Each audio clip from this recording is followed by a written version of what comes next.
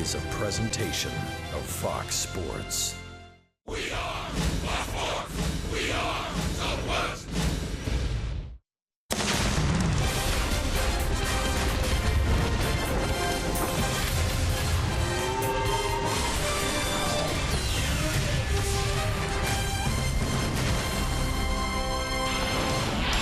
The veteran presence on the Rangers roster has served them well during this division-winning season, and it certainly will be a major positive as they begin the postseason. It begins with Adrian Beltre and is bolstered by Carlos Beltran. Elvis Andrus has blossomed into a veteran leader, and tonight's starter, Cole Hamels, leads the way on the pitching side. With 4 games left, your Rangers continue their quest for the best record in the American League when they meet the Milwaukee Brewers next. Now, the Rangers are indeed pushing for the playoffs right down the stretch. 4 more games in this regular season. Tonight, from Globe Life Park, they look to seal a series win over the Milwaukee Brewers.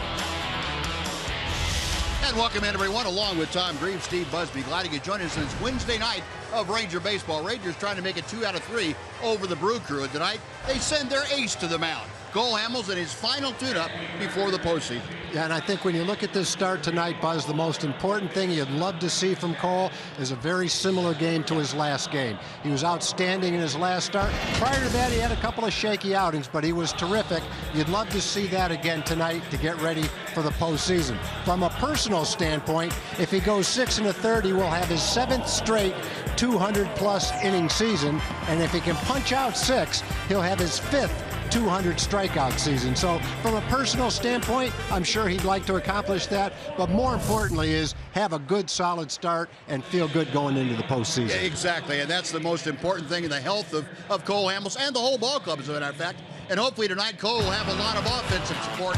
Carlos Gomez and company have been ripping the ball all around Globe Life Park. They'll try to continue that and amaze some folks. Texas Rangers baseball is presented by high-speed internet from AT&T.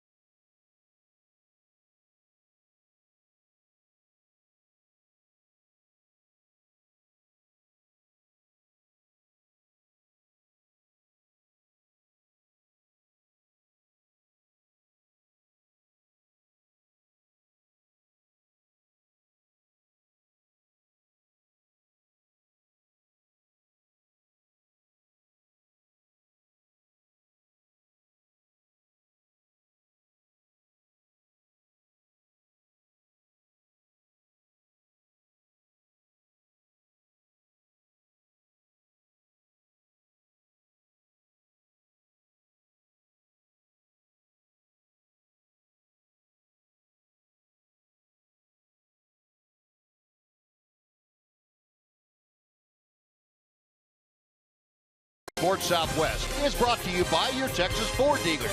Visit your local Texas Ford dealer today for incredible deals and see why Ford is the best in Texas. By AT&T High-Speed Internet. Get a deal worth talking about. Get high-speed internet from AT&T.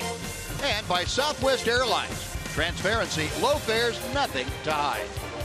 And a beautiful early fall evening here at Globe Life Park. Very tranquil temperatures. Cole Hamels getting set to enjoy his evening. He'll take the mound here momentarily. Before we get things underway, and before the Rangers take the field, let's sit down and check in with Emily Jones. Well, there's so many questions still surrounding this team in terms of its playoff roster, all the question marks that Jeff Bannister and his staff have to answer. One of them, though, is not Cole Hamels. They know what he can do, and he will get the ball tonight in the final time for the 2016 regular season, and he's the guy who's been on the mound the last 2 times when the Rangers have clinched the American League West. The skipper not concerned in the least about his ace. He can flip that switch. We saw it in Oakland.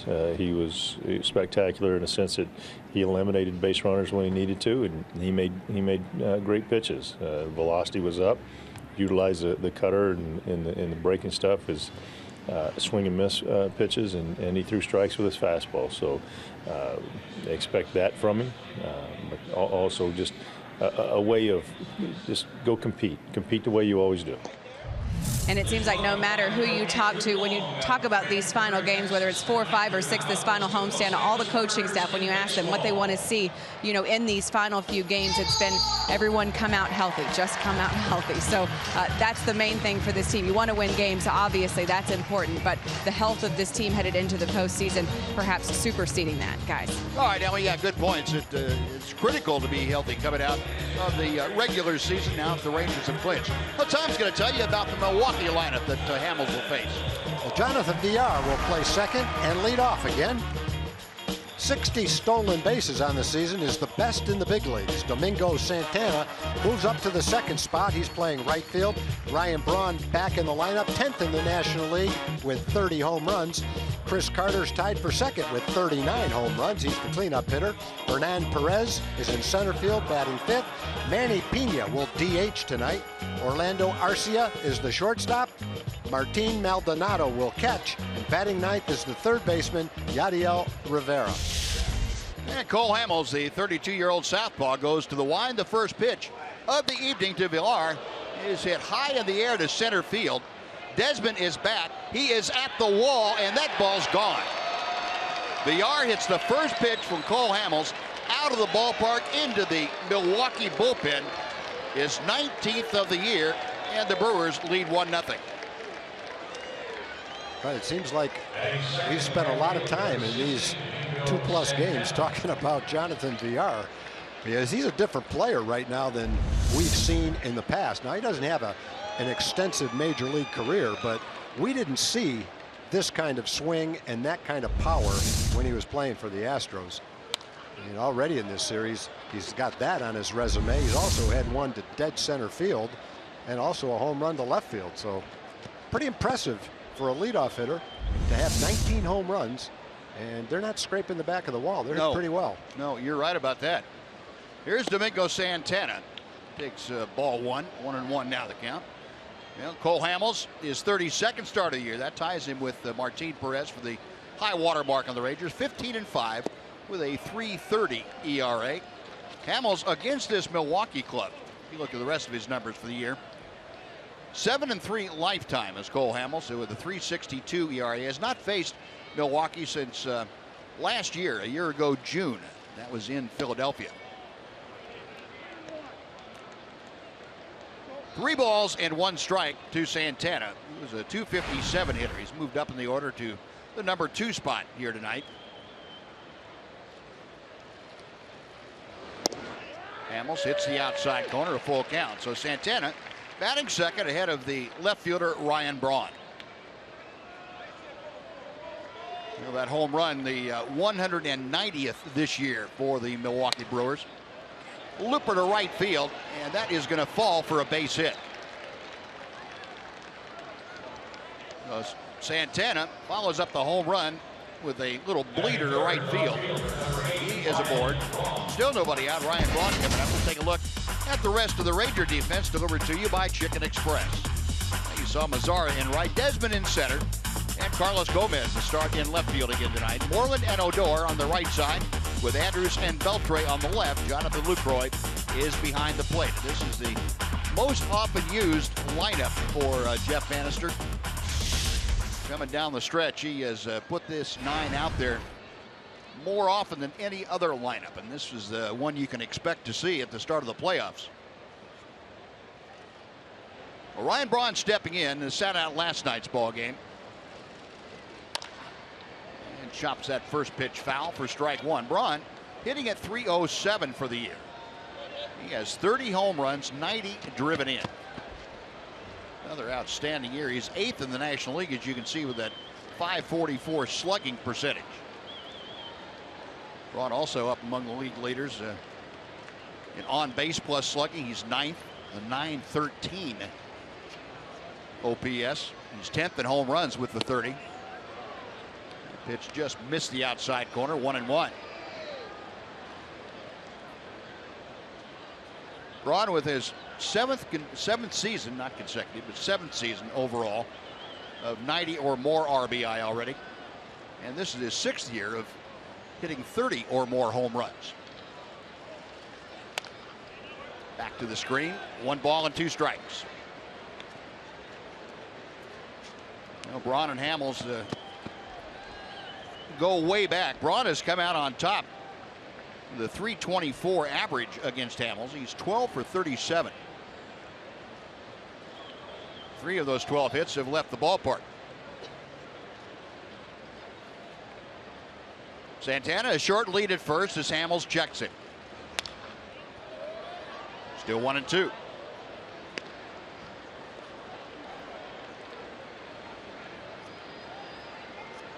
Braun this season against left-handers much better than his average against right-handers, but both are considerably above average. .345 against southpaws and .296 against right-handers.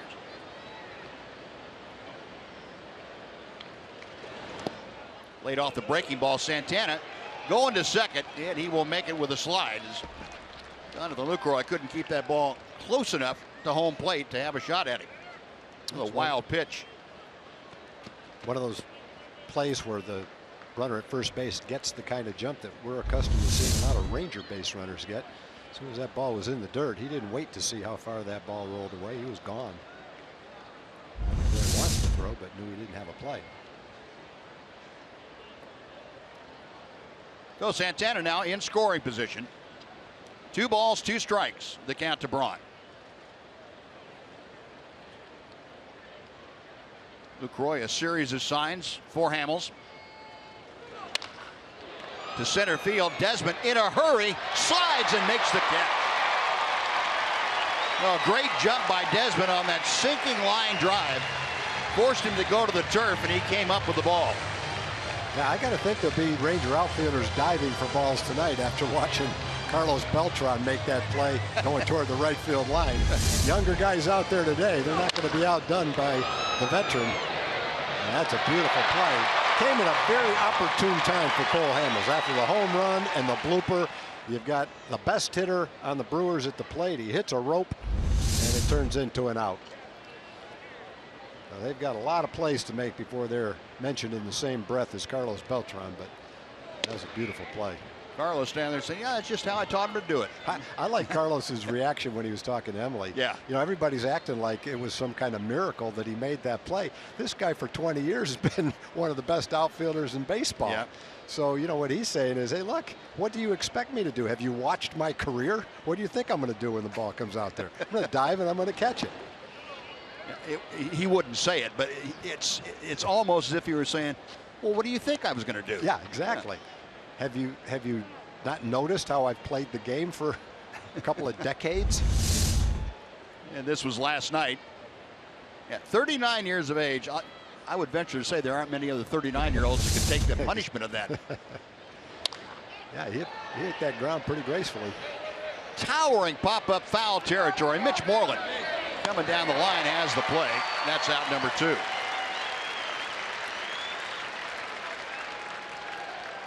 Well, Chris Carter hit a moonshot up there.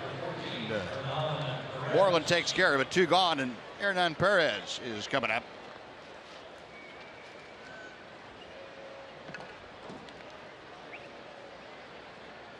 Well, with runners in scoring position, Cole Hamels gets even better than his normal level of goodness. He has retired almost 71% of the batters he's faced when there have been runners in scoring position. That's the 8th highest percentage in Major League Baseball. Perez, a .267 average. Hamels turning to make sure Santana wasn't taking liberties out there at second base. Beautiful night here at Globe Life Park. Good looking crowd on hand too. Had nearly 30,000 last night. Looks like they're going to exceed 30,000 here tonight. A lot of red. Rangers wanted a red out, and they have gotten their wish here this evening.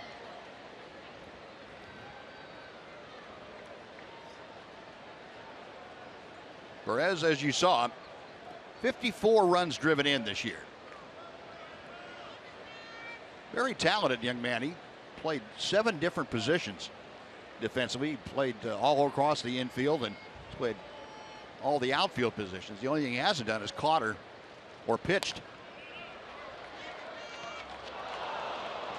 Down to the count here, no balls and 2 strikes. There is also 4th in the National League in stolen bases. He has 33 of them. There's his breakdown.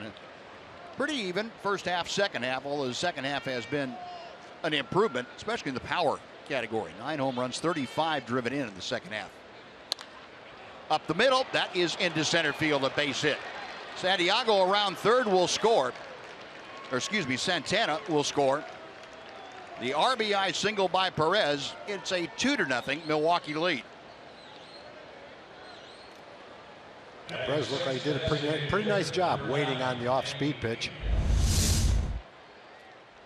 Wasn't really fooled by it. Kind of stayed up in the strike zone. He has a solid ground ball up the middle. Perez has been playing pretty nice baseball since the All-Star break. Played about 6 different positions. He's stolen 23 bases since the All-Star break, so he's a threat to go. And the first pitch to Manny Pena is a bit low. Pena handling the DH chores tonight. He caught last night.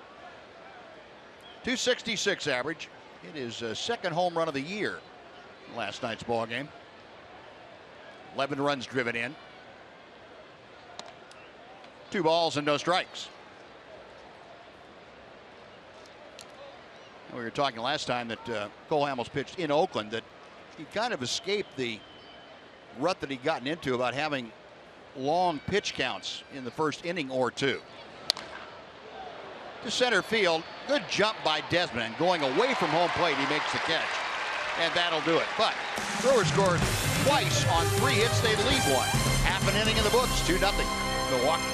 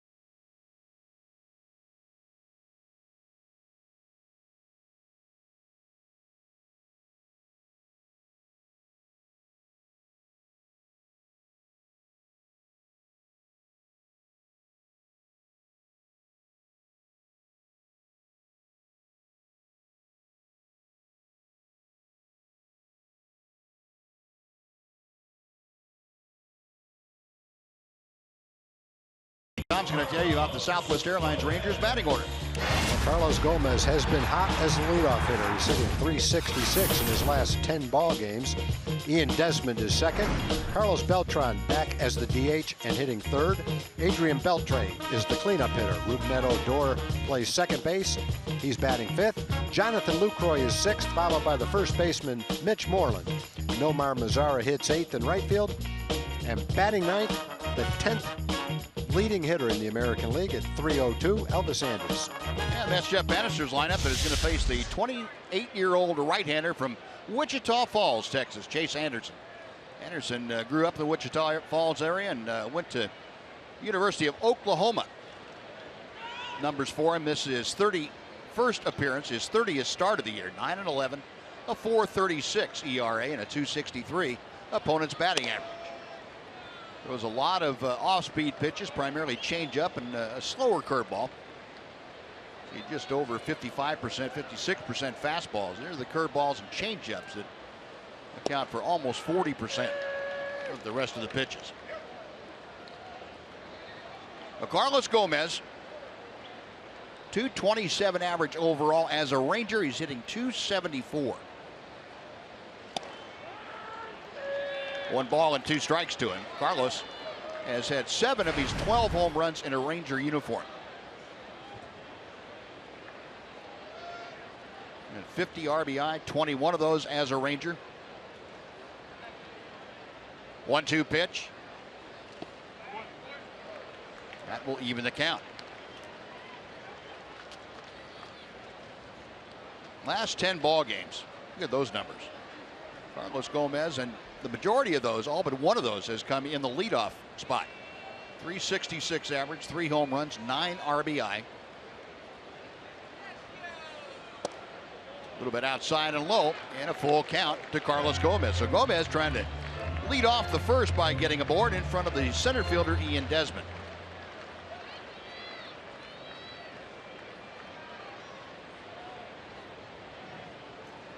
Payoff pitch on the way. And it's skied to shallow right field. The second baseman, Villar, has no idea where it went. Matter of fact, nobody has any idea where it went, and it falls for a double. Like the Bermuda Triangle. We saw last night, Villar never saw a ball that was popped up around the pitcher's mound. Fortunately for him, the first baseman, Chris Carter, saw it. He came in and caught it. But there's a lot of guys that didn't see that ball. That was up there a long time. It's that time of night where the ball blends in with the sky, but yep. You would have think from all the different angles, someone would have seen that ball. Obviously, Villar doesn't see it. The shortstop saw it late. The center fielder, I think, saw it, but just made the assumption someone else was going to catch it. I think right now, Villar just doesn't want to get hit in the head by it. Carter saw it again all the way, but he couldn't get that far to catch it. So all that is a double for Carlos Gomez. Wow. What a way to start that off. Here's Ian Desmond. Well, that's one where you get a fastball, you're a little late on it, you pop it up, you go up 0 for 1, better run it out. Fortunately, he did run it out because it fell and he ended up at second base. That's one of those balls where you jog to first base, it drops in and you're going, uh-oh, I should have been on second. I'm only on first. Someone's going to have something to say about that, but you don't see that with the Rangers. Well, Carlos probably looked up and saw 4 guys in Brewer uniforms running 4 different directions. They all thought they were going the right way. Well, he could see Villar didn't know where it was and probably sensed it might drop. No balls and 2 strikes to Desmond. Ian trying to at least get Gomez over to third. Desmond hitting at .285, as you saw.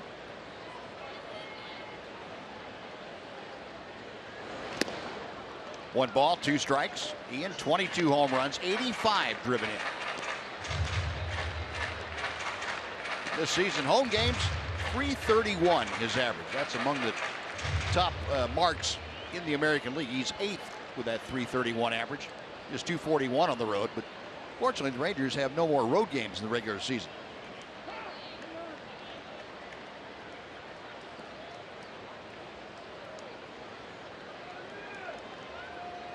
Desmond had a 1 for 4 evening last night.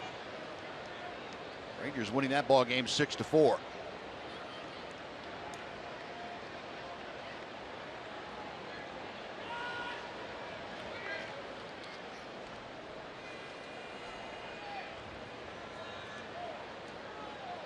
Now Ian back in. Chase Anderson peering in for the signs.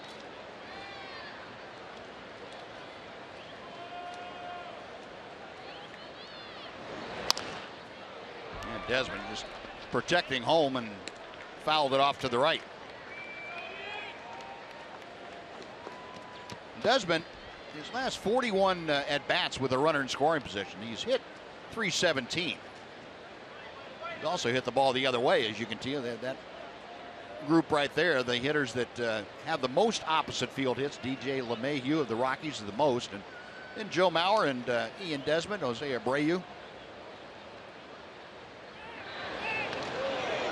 Just in under the tag. Good thing he has some quickness, because there's a lot of daylight there between his hand and the base.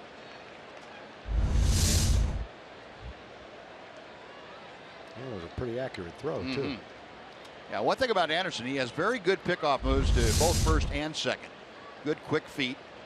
Very athletic pitcher on the mound.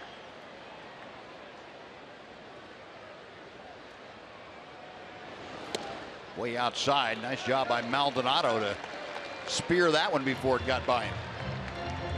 2-2.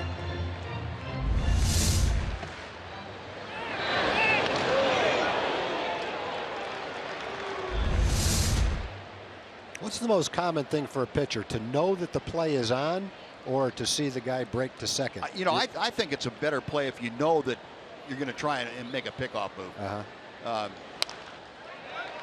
That way, if you're, especially with the second baseman, the shortstop, you can run the daylight play where he's kind of jockeying him back a little bit, and if he makes a break and you see daylight between the runner and the shortstop going to the bag, then you got to throw. But with the second baseman, if you know he's going to break to the bag, then you can go ahead and look at him out of the corner of your eye, and as soon as you see movement, you can spin and throw.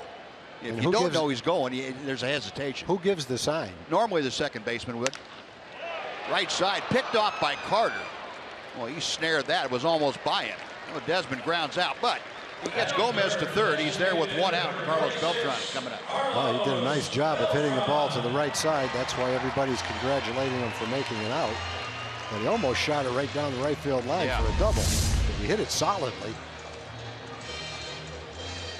And Carter, with big long arms, just reached down and picked it. And we've seen Chris Carter at times be a liability over there in the past, but looks like he's worked on at least his glove hand side fielding a bit. Now, he's had a lot of practice this year because he's had no DH in the National League. He's had to play first base. And he leads the National League in games played, so he's had a lot of practice at first base this year. Now, Carlos Beltran, watch that slow curveball drop in for strike one. Beltran, outstanding numbers again. When he had a cut at that fastball, fouled it straight back. It's 0-2. Carlos, 92 runs driven in this year, 28 home runs. The month of September, he hadn't slowed down a bit. 321 with 17 RBI in the month. 3 home runs to boot. Anderson working from the stretch with Gomez at third. 1-2. Brewers in an overshift. 3 players on the right side of the infield with only Rivera, the third baseman, over on the left side. He's midway between second and third. Outside, 2-2. Well, not the oldest players with a stolen base this year. Ichiro, I guess, is not really much of a surprise. Alex Rodriguez, I didn't know he was healthy enough to have a stolen base, but he did. I'd like to see David Ortiz's stolen base. And we saw Carlos Beltran's last night. Yep, and it wasn't a given to him stolen base. He had a good jump, and they tried to throw him out, just didn't get him. I have a suspicion that wasn't the case with Ortiz. No. I don't think he would have. I think the first baseman was probably back on the outfield grass, maybe. Full count now to Beltran. Got him swinging. Foul tipped into the glove of Maldonado, and a big strikeout For Chase Anderson, there are 2 gones with Adrian Beltre coming up. Well, Anderson made a good pitch, up and in. Pretty much right where he needed to make it to get Beltran. On a swing and a miss, swing and a tip. Get the ball down and out over the plate. Carlos is not going to miss it, but that was a well-executed fastball. I'm not sure if that's exactly where he was trying to throw it, but it's where it ended up, and he got the strikeout. No, 2 gone. Adrian Beltre, the team leader with those 102 RBIs, steps in. He's also the tops on the team with 32 home runs.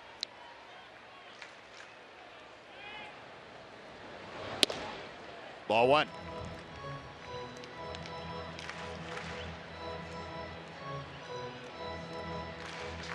Adrian, 1 out of 3 in previous matchups against Chase Anderson. 9th season for Adrian with 25 or more home runs. 4th most in Major League history by a third baseman. 1 ball and 1 strike.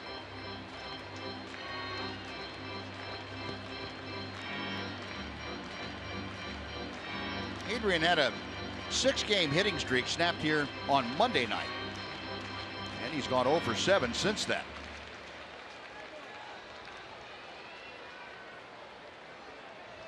But you go back over the last month, and in the month of September, he's been a .347 hitter.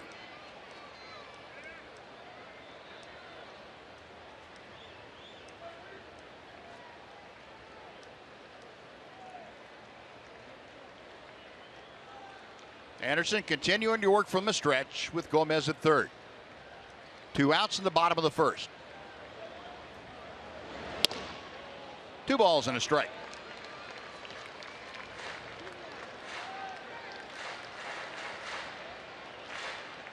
Adrian, 9th in the American League with a .323 average with runners in scoring position. You got a chance to get the Rangers on the board here in the first inning.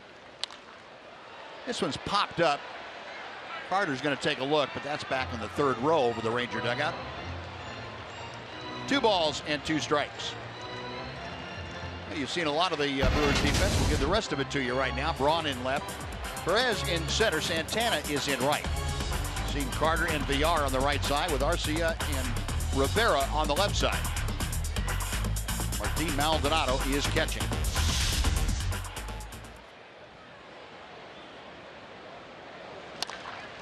Down the third base line, a fair ball.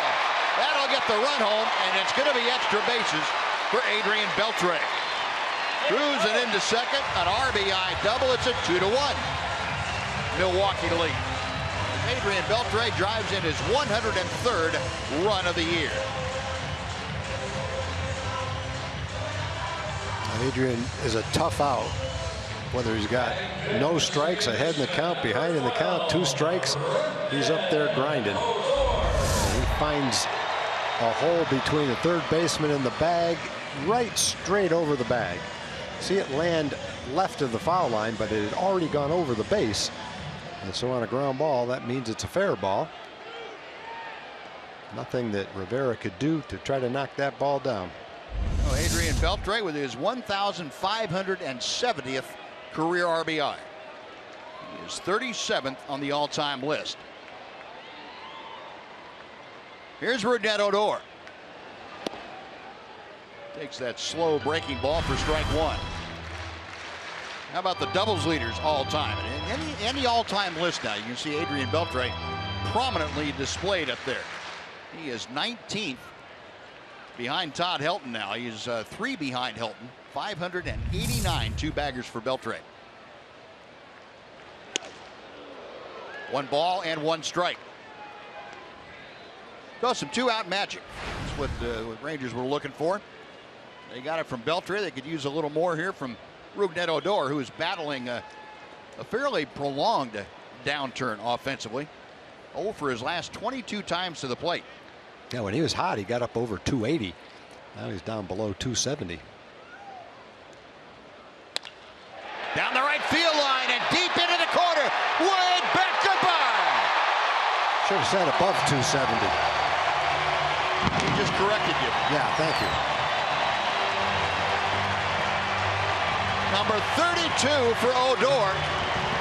He turns the game around here in the first inning. 3-2 Texas. You know, the one thing we kind of say all season long, when you've got good players, guys like Mitch Moreland, guys like Odor, they may be 1 for 30 or 4 for 44.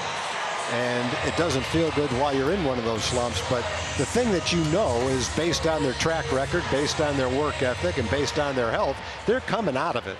And the ideal thing for both Rougned and Mitch is to come out of it during this last week of the season as you head right into the postseason and let both of them get hot then. And the little bit of a slump is a thing of the past. You don't even notice it.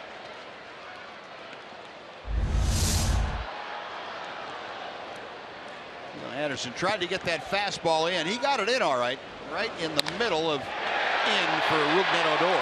Now last night the fastball did get in a little bit to Rougned. He had a couple of fairly good fly balls, but he was tied up just enough to where they didn't jump off his bat. But that time is a little bit quicker, as they say, to the ball. And a pitch that was slightly up and in ended up going out of the ballpark. Into the wedgie out there down the right field line. Well, Rougned Odor ties Adrian Beltre for the team lead now with 32 home runs. Jonathan Lucroy down in the count, 0-2 after a couple of foul balls. He drives one to right. And Santana toward the line makes the catch, and that'll do it. But the 2-out mojo for the Rangers. And that home run ball off of Odor's bat gave the Rangers the lead. After one, it's 3-2 Texas.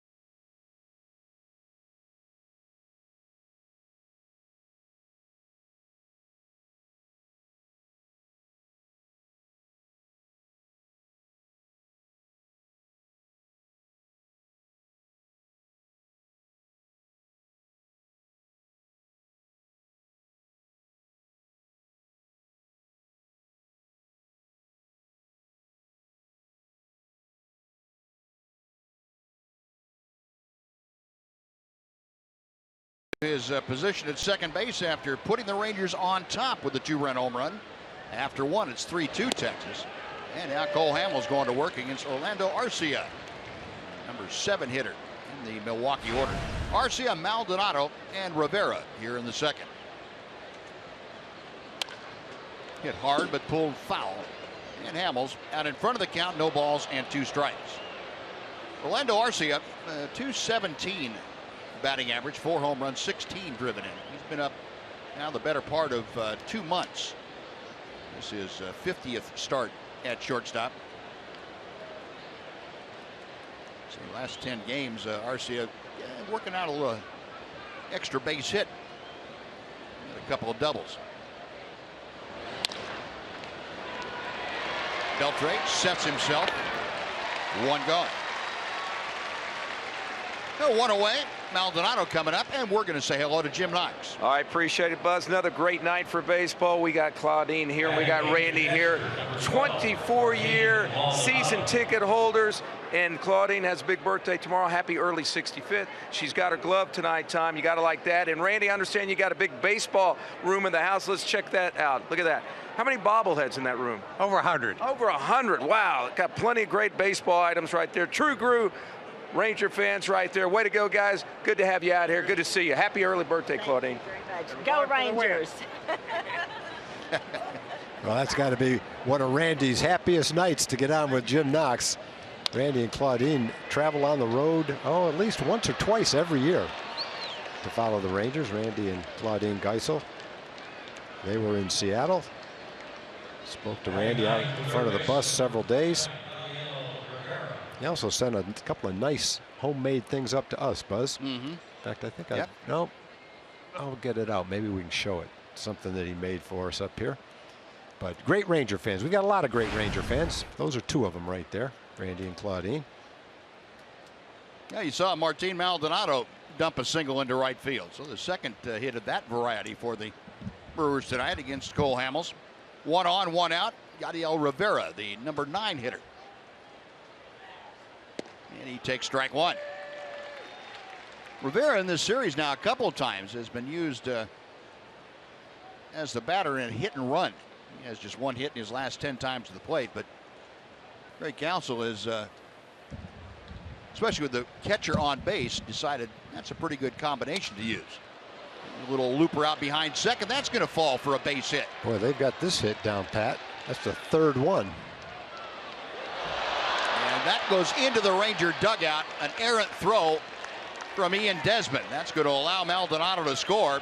And it's going to send Yadiel Rivera on around to 3rd. Well, Ian trying to do a little too much that time and overshot Mitch Moreland at first. Now Santana had a little blooper off the handle in the first inning. That's a second one this inning. Maldonado dumped one into right field, and Rivera dumped that one into center field.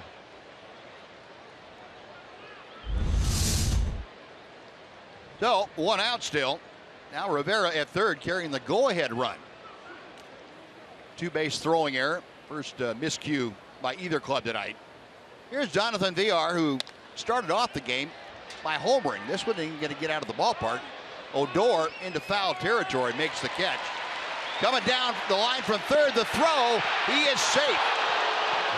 Rivera stole a run against Rougned Odor. Yeah, Roogie didn't think he was going to go. And the thing that Rivera did was Rivera went right from the start. If Roogie had thrown it, he would have stopped and gone back. But once he saw Roogie look at him and hesitate, he never stopped. And by the time Roogie threw it, it was too late. He's going to turn and look at him and wait, and it's too late. Yep. If you just take a step or two, wait to see what happens, there's no way you can score. But he tagged up as if he was going to score on this ball, sprinted, looked, saw that he didn't throw it, and kept on going. Beat the throw home. And boy, you're right, Buzz. He stole a run with that one. Odor even took a second look and double clutched. Yeah, he got his pockets picked on that one. So Brewers back out in front 4-3. Domingo Santana up there now with the bases empty and 2 away. Santana had a little bloop single to right, his first time up. You know you're going well when you hit a ball like that and end up with a sacrifice fly. Yeah. Isn't that the truth? And VR is going well.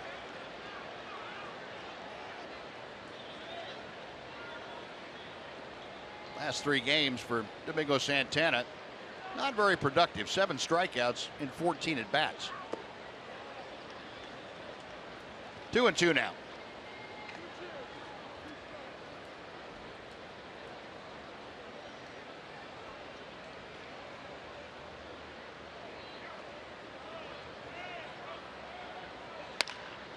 Out of play down the right side. Still 2 balls, 2 strikes.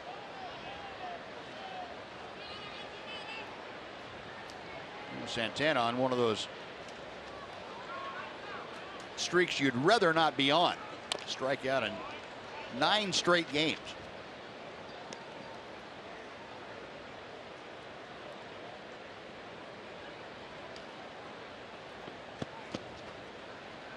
Over his last 20 games, though, if you take that that stretch, he's been a .312 hitter. Did he go around? No, he did not. And the count has gone full. Well, Cole Hamels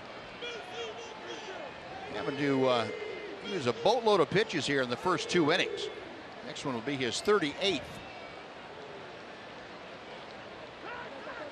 Last 2 starts, as you can see, 926 opponent's OPS, on base plus slugging, on 2 strike pitches.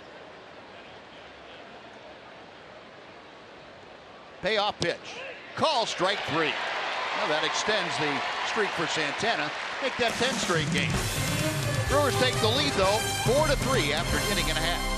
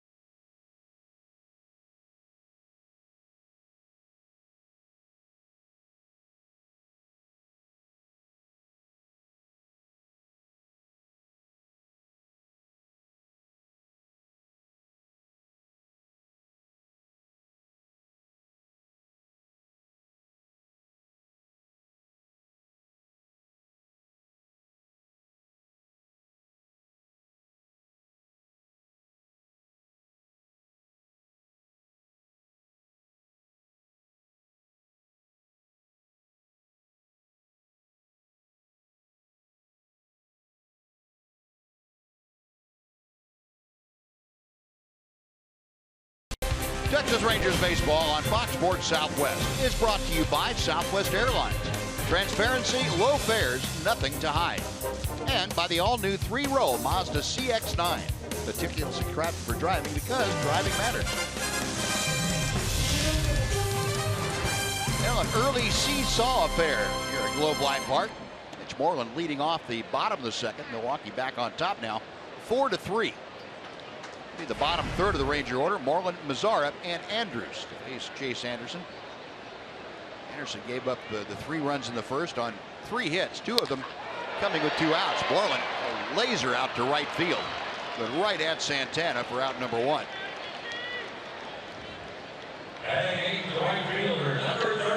Well, you can start to come out of a slump, even if you're not getting your hits. And Mitch has hit the ball hard several times in the last 2 days.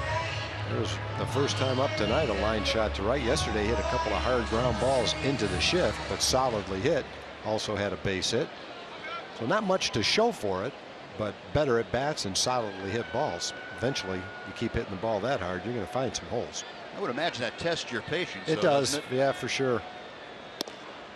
You'd be struggling to finally feel like you're swinging the bat well and hitting it hard, and then they're going right at somebody and you still don't have anything to show for it. And that is, yeah, that definitely does test your patience. 0-1 pitch to Nomar Mazara. That's fouled back to the screen. Nomar, 271 with 20 home runs and 64 driven in. Nomar also in a little bit of an offensive funk right now over his last 11.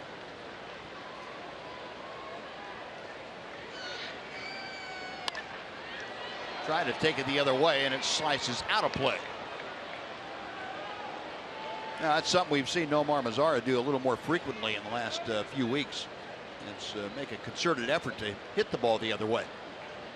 Might have gotten a little pull happy there for a while, and then as a result, I think the home runs went down for him. He wasn't able to drive the ball out of the ballpark trying to pull it.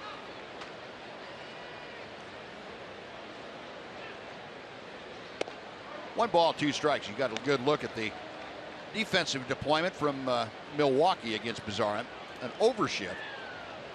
And Nomar's been able to defeat that by taking the ball the other way with authority. That one's not going to get it done, though. Little pop-up out to short. Arcia for out number 2.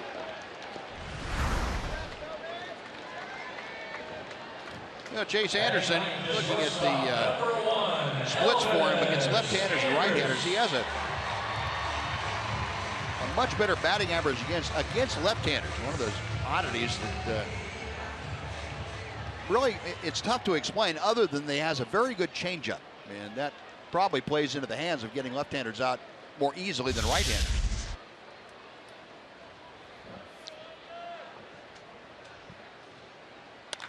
Elvis rips one to left field. It's hooking and goes foul. Now, Elvis was pretty sure when he took out from home plate that ball was going to stay fair. And Steve Buechele getting some advice from Bobby Jones and Adam Brunner upstairs, who will take a look at the video. Third base umpire Marvin Hudson right on top of the play, and he immediately called it foul. And good call. He was correct. Boy, that's close. I could see how, from Elvis's point of view, the dugout's point of view, you see the dust come up. That's about as close as you can come and still go foul. Marvin saying, I had that one right. They usually do. No, one loud strike to Elvis Andrus. Elvis at .302 with the average. That is tops on the Ranger Club. 1-1. And we'll take an even closer look. 1.5 inches.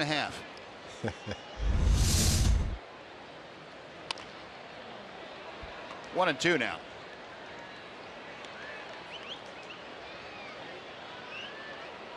Elvis a modest 3-game hitting streak going. He's gone 6 for 11 in those 3 games. That's a .545 mark.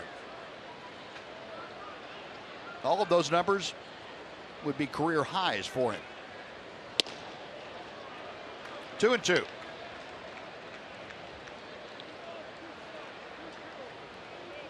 Top batting average he's had in any one season, .286. Came a couple of years ago. There's a little looper out into right field. That's going to fall for a hit. That's working for the Brewers. Yeah.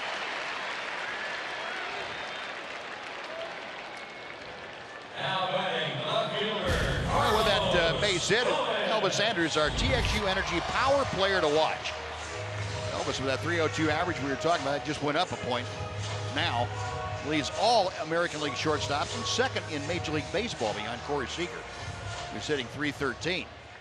Yeah, that's one of those at-bats where it evened out for a hitter in the same at-bat. You hit a bullet down the line, just barely foul, miss an extra base hit, and then hit a little jam shot off the handle for a base hit in the same at-bat. So Elvis with good speed at first, back to the top of the Ranger order, and Carlos Gomez. He was pretty much on that fastball and fouled it straight back. Gomez hit the sky-high pop-up that fell in among 4 Brewers in the first inning. They all lost it in the twilight sky at the time.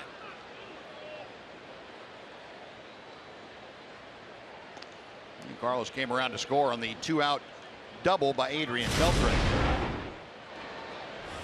And last night, how about this? He tried to remodel the Jack Daniels Club. 440 feet on that home run.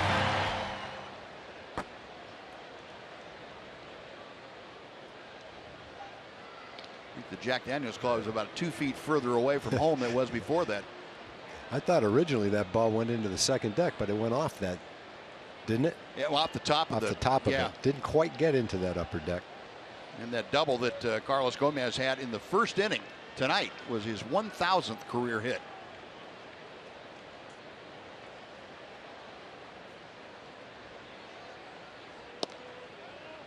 One ball and one strike. Of course, the majority of those 1,000 hits came in a Milwaukee uniform for Carlos Gomez. Had his best years in Milwaukee. Also played a bit for the Twins. Elvis at first, a very modest lead. He's going to draw a throw as Chase Anderson hadn't checked in on him in 30 or 40 seconds. Thought he might want to do that.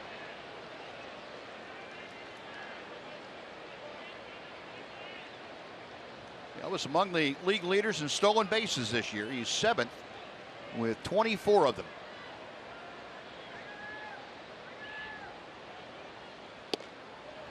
Two balls and a strike.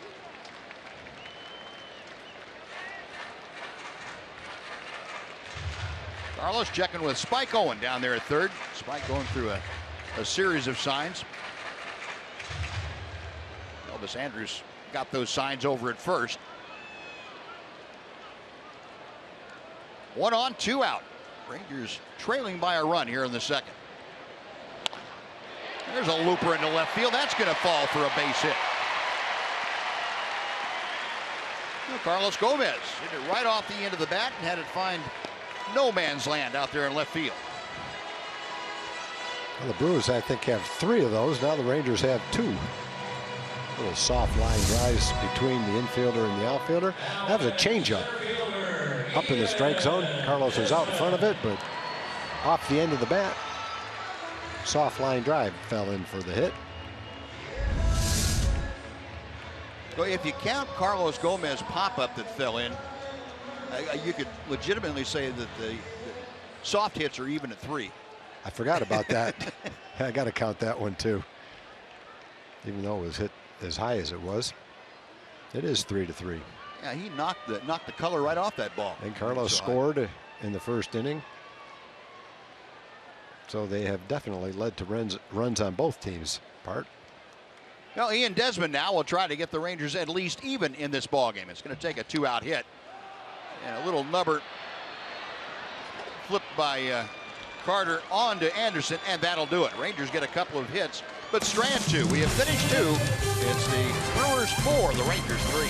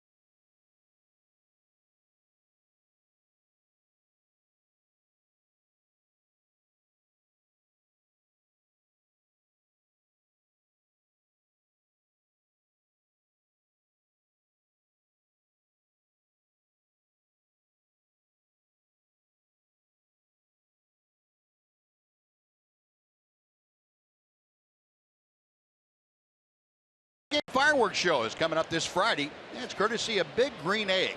Come on out and support your division-winning Rangers as they play the Tampa Bay Rays. You can use the coupon code Fireworks.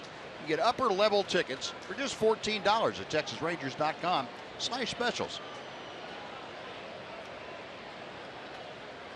That's Dave Burchett's friend Jake taking in the ball game, and his cousin Tiffany.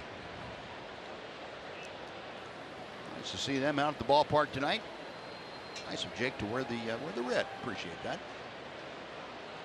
Ryan Braun starting things off here in the 3rd inning for Milwaukee. Braun lined to center field. Took a great running catch and a sliding catch by Ian Desmond to make that out.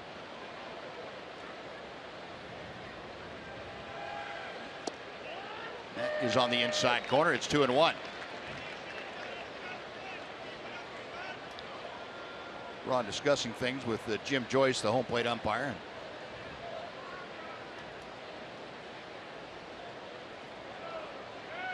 Hamels back to the plate. Base hit to left. LeBron got a pitch that stayed up for him in the middle of the zone and has a leadoff base hit here in the third inning.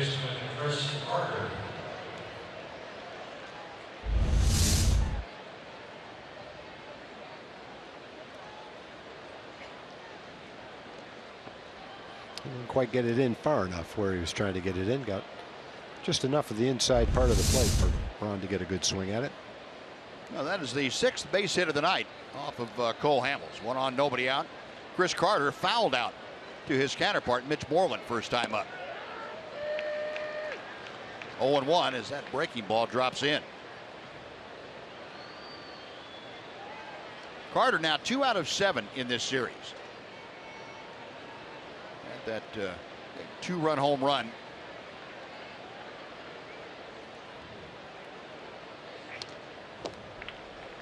Nothing in 2. Chris Carter leads the National League in games played this year, 156, and with tonight 157. Tied for second in the National League with 39 home runs.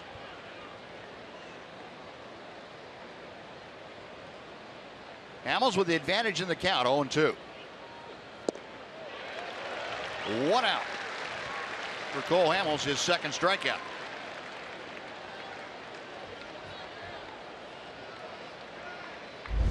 Pretty good changeup from Cole. Looked just like a fastball.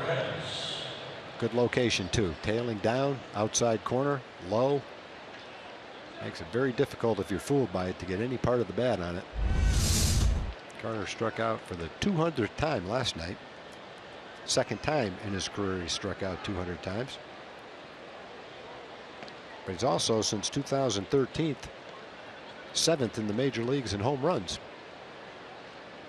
Well, you talked about that last night, Tom, the trade-off you make when you have a guy like Chris Carter. And, you know, if 35 to 40 home runs and around 90 RBI is going to offset, in your mind anyway, the 200-plus strikeouts, it's worth it. Yeah.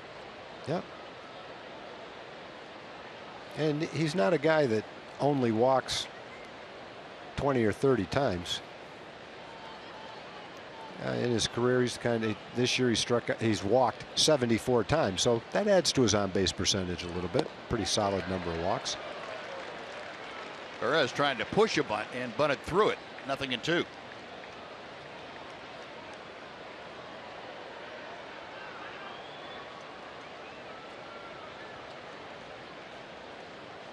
Now Cole Hamels working on his 48th pitch coming up. Perez had an RBI single in the first inning. He's not the only guy in the Brewers that strikes out a lot. Jonathan Villar has struck out 170 times. That's a pretty high number for a middle infielder. Usually those guys make a little more contact than that. But as we've mentioned in this series, he's also hit the long ball too. Craig Counsell, the Brewer skipper. Now there's your strikeout leaders as hitters. Hard hit, a fair ball by Beltre, and down into that corner. Gomez has to go in and pick it out. It kind of rattles around down there, but stopping at third is Braun. And Hernan Perez drives a double right down the left field line, and the Brewers back at it again. Second and third with 1 out. They were talking about Perez since the All-Star break. He's been swinging the bat. He's knocked in 35, 36 runs. He's stolen 23 bases. That's in only 67 games since the All-Star break. So he's coming on. He's finishing the season strong, making a case for a spot in the everyday lineup next year. The Brewers have some potential with the young players they've got in their lineup.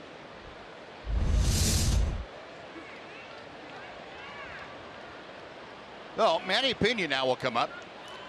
Got runners at second and third. Pena, a fly ball to center, his first time. 1 ball and no strikes. Pena came over to the Brewers from Detroit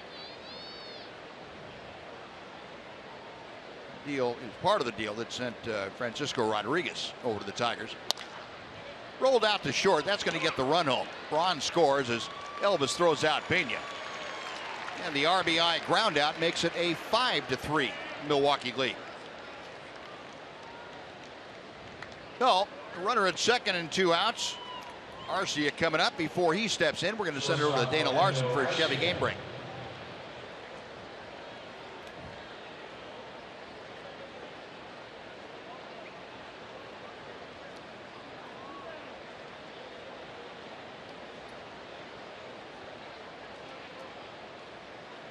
All right, Dana, thank you.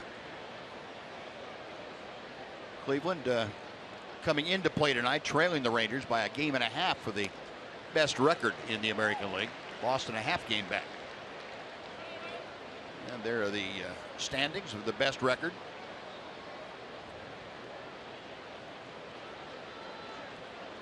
And all those teams with a half a game will be playing tomorrow. Rangers have an off day tomorrow.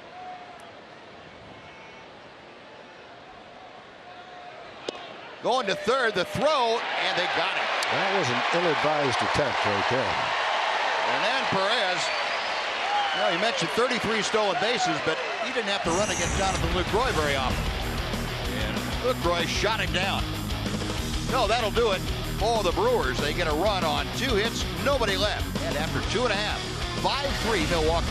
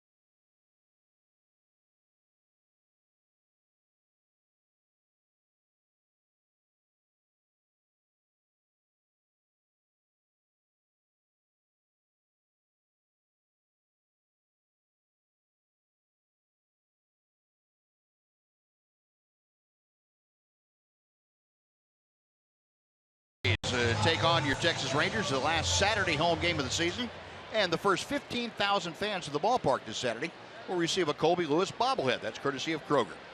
Cheer on your AL West Division champion Rangers and get your tickets at TexasRangers.com, or you can call 972 Rangers. That is a good looking Colby Lewis bobblehead, by the way. Carlos Beltran leading things off for the Rangers here in the bottom of the 3rd inning. Beltran, Beltre, and Odor facing Chase Anderson. That pitch down and away. It's 2 balls and no strikes. Beltran went down swinging back in the 1st inning.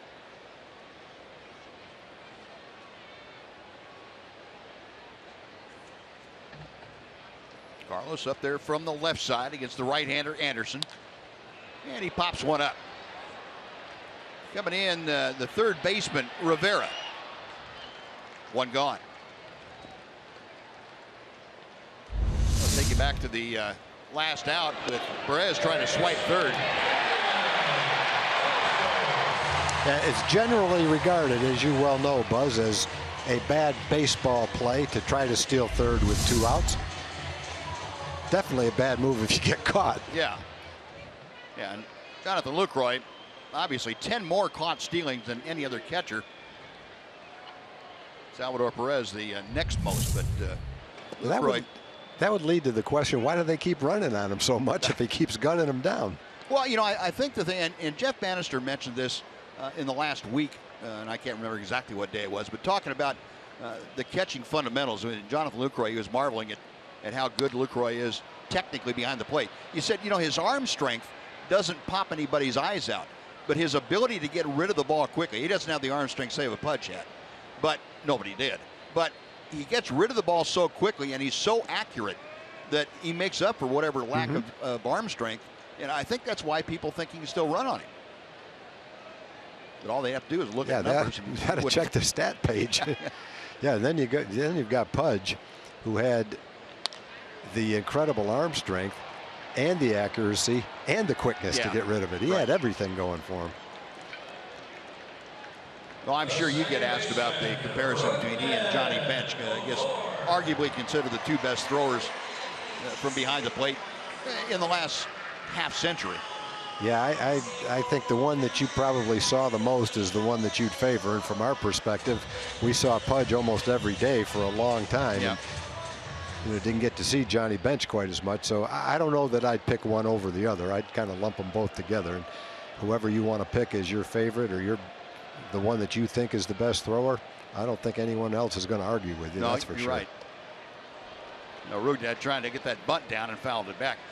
And I think that they both set the gold standard for their time behind the plate. Yeah, that was a time where there were a lot of good catchers. Carlton Fisk, Thurman Munson, Jim Sundberg, Bob Boone. There was a number of really good frontline catchers at that point in time.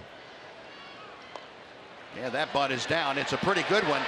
Anderson's going to put it in his pocket. Well, he said, all right, I wanted to bunt, but you went right back to the same position you were in way back at shortstop. So if that's where you're going to be, I'll try it again.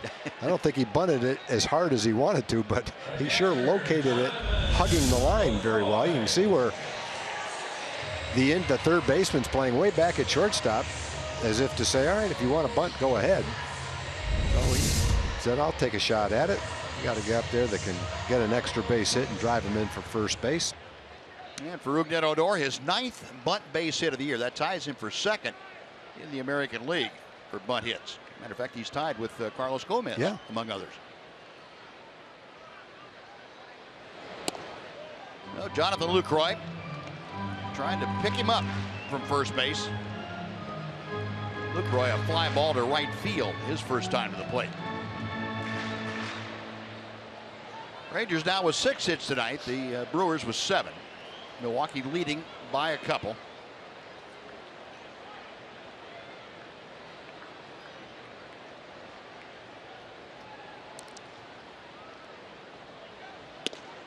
Now 2 balls and no strikes.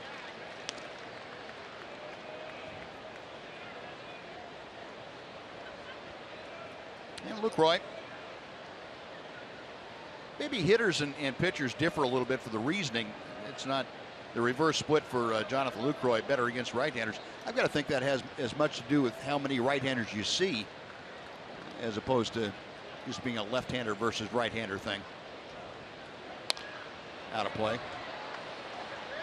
Yeah, and it'd be interesting to see what those numbers are for his whole career. And maybe they bear that same situation out, that he hits righties better than lefties. I'm not sure. But in any one given season, it can vary from one year to the next.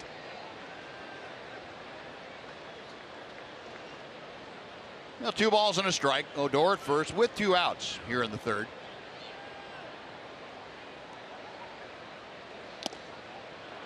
Two and two now.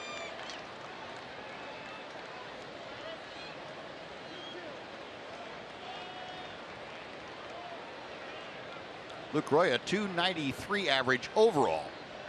As a Ranger, Jonathan came into this ball game hitting .280. 10 of his 23 home runs have been in a Ranger uniform.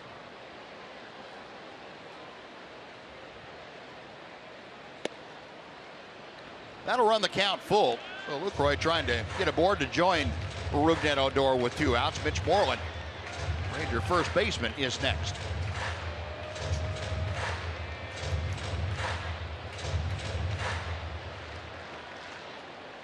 Odor with 2 outs and a full count will be off and moving with this next offering from Chase Anderson.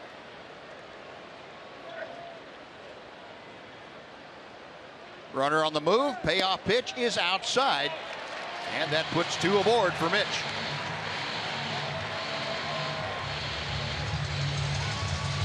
That's the first walk issued by Chase Anderson tonight.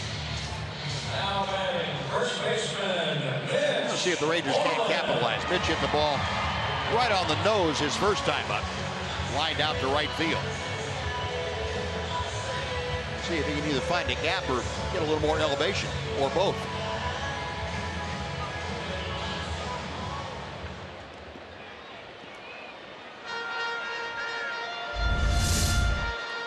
Now back in the second inning.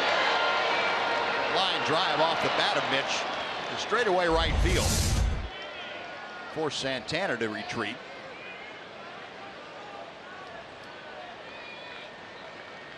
Take the same thing with another 10 degrees of elevation.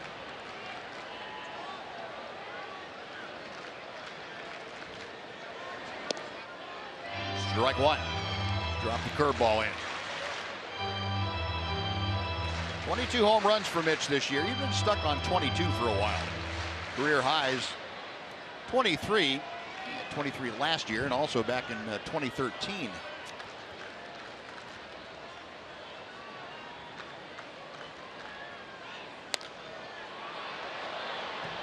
Towering pop foul right at the railing. Carter can't reach it. Just out of his reach.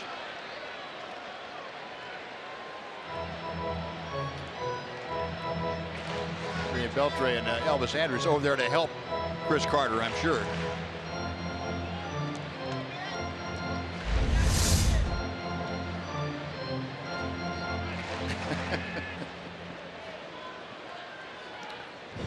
Elvis, they're doing the same thing they do out in the field. Put their hands up when they're not anywhere near the ball.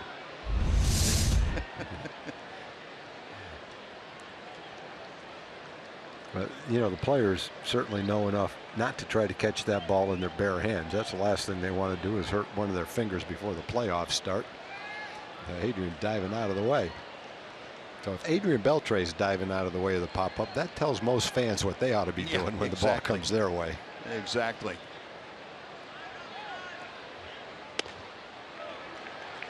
A ball and 2 strikes to Mitch.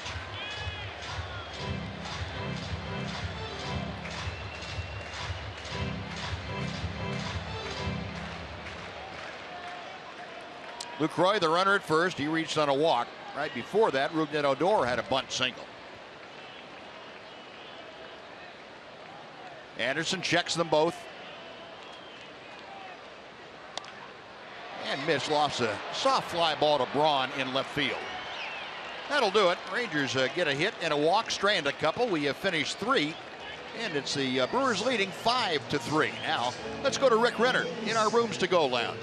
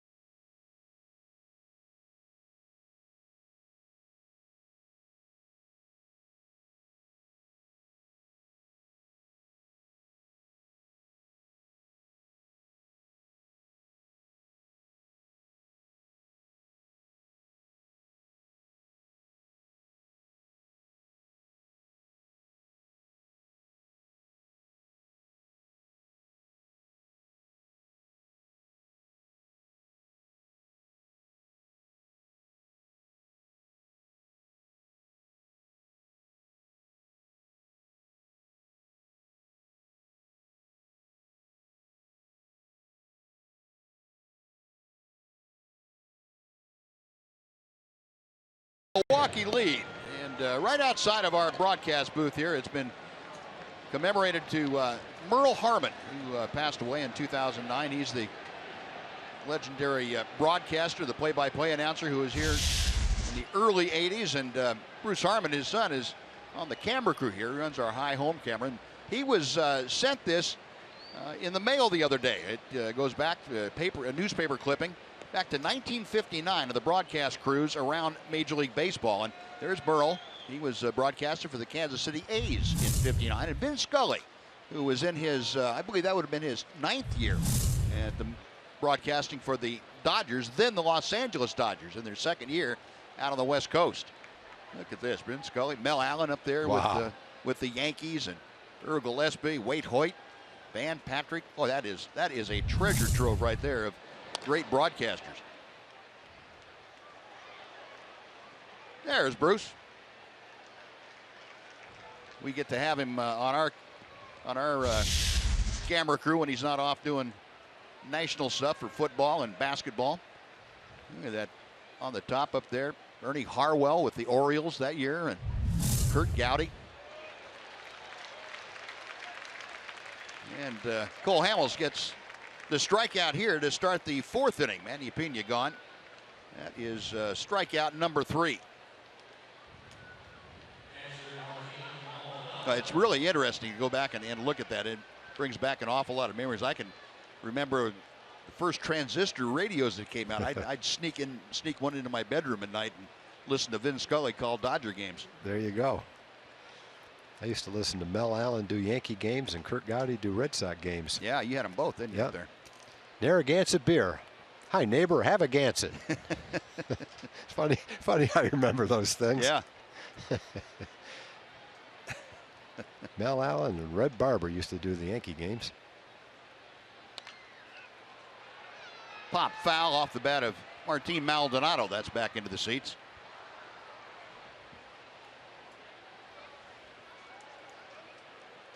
Maldonado had a soft single to right back in the 2nd inning. Came around to score the 3rd run of the night for Milwaukee.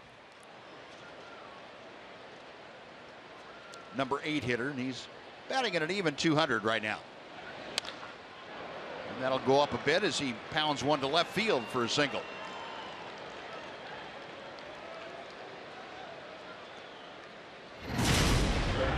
Oh-1 to Charlie. This was last Sunday, Vin Scully's last home broadcast. Would you believe a home run? And the Dodgers have clinched the division and will celebrate on schedule. Vin, we love you, and this is for you, my friend.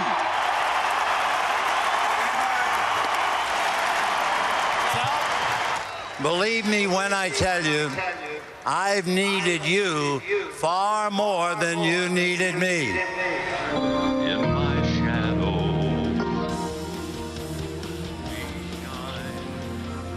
that's your way. You always walk. That is great. That's great. Wow. That would have been a nice game to be at. Yeah. Well, he's going to do his final broadcast this Sunday in San Francisco. He hadn't been doing road games, but he said the last series with the Dodgers Giants, he had to be there for that. That was a great way to bow out. Well, you look at him and you listen to him, and it's like David Ortiz almost. He's going out on top, just as good as he's ever been. Sure is. How about that double play? A 4-3 acrobatic play by Rougned Odor, and that takes care of the Brewers. No runs a hit, nobody left, thanks to Rugi. We'll go on to the bottom of the 4th inning with Milwaukee leading 5-3.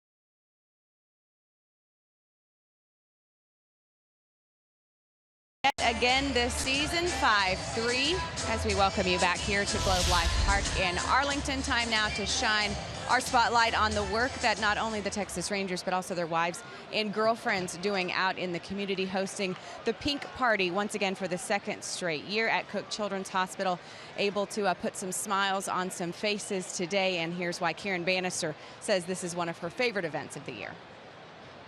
We're having a pink party for all of the patients that come through. We're painting nails. We have arts and crafts, doing wigs and fun makeup. There's treats, goodie bags to take home. So not just the guys doing good work in our community, but also their significant others. Nice work from them, guys. All right, Ed, thank you. Yeah, Nomar Mazara grounding into the teeth of that shift, and he's thrown out by VR for out number 1. And better bring up Elvis Andrus. Now we could devote half of a ball game to all the stuff that Rangers and their families and do in the community and still not cover it all. It's amazing how involved the Rangers, the Ranger Baseball Foundation, and everyone associated with it is involved in the communities. Great to see. Elvis had a soft single to right his first time up. Got that batting average now up to .304 as he faces Chase Anderson.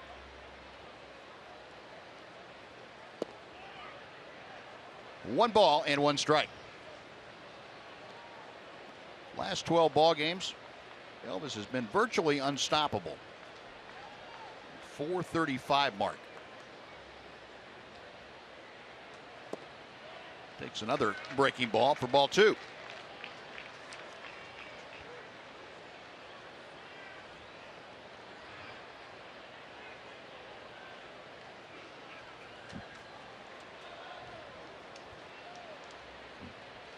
One out, bases empty. Elvis trying to get aboard. Had a good rip at that fastball, but fouled it straight back. 2-2.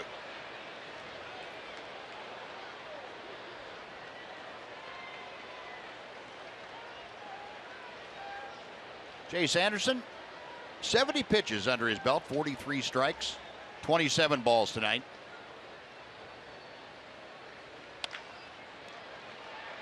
Backing up Rivera, juggled a bit, and he throws it away. Carter couldn't make the catch in the tag. And that'll put Elvis aboard. Yeah, the throw was right into the runner, and Carter's trying to get the ball and avoid the runner. It's a very dangerous position for the first baseman to be in, very vulnerable when you're reaching out with your arm trying to catch the ball as a 200-pound runner at full speed goes flying by you. And the throw from Rivera is up the line and kind of in that dangerous location. I don't blame Carter for trying to get the ball quickly and get his arm out of there. You can do some serious damage if you get hit in that position. So Elvis aboard. That is going to be an error all the way on Yadiel Rivera. Now Elvis in scoring position.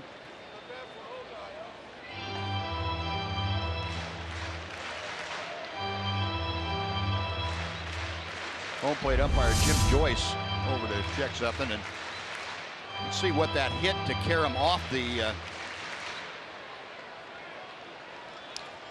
It looked like it hit the crossbar there and dropped straight down. It must have hit a camera or something beyond the barrier. In any event, Elvis is at second with 1. And Carlos Gomez fouls that first pitch straight back.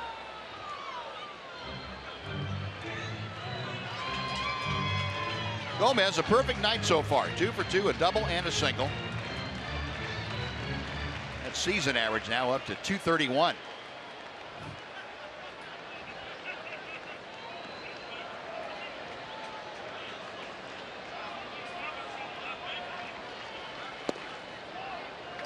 One ball and one strike.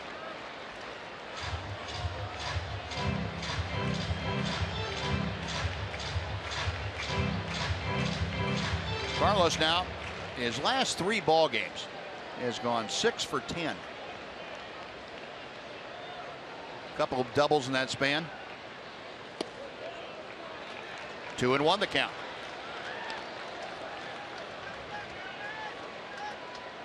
This is 15th start in the last 16 games in the leadoff spot. And he has been a force for the Rangers. He has gotten the Ranger offense in high gear on a few nights.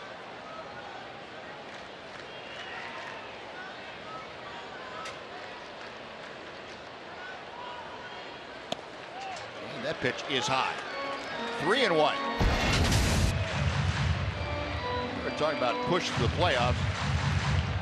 Carlos Gomez and Ian Desmond, both of them got off to very slow starts when they first joined the Rangers. Ian went about a month hitting $109, and we know what happened to him. And Carlos Gomez started off 1 for 19, and we know what's happened to him. He's now hitting right at 300 with the Rangers. Since that start, he's been a 322 hitter. Overall, right around 300. 3-1 the count.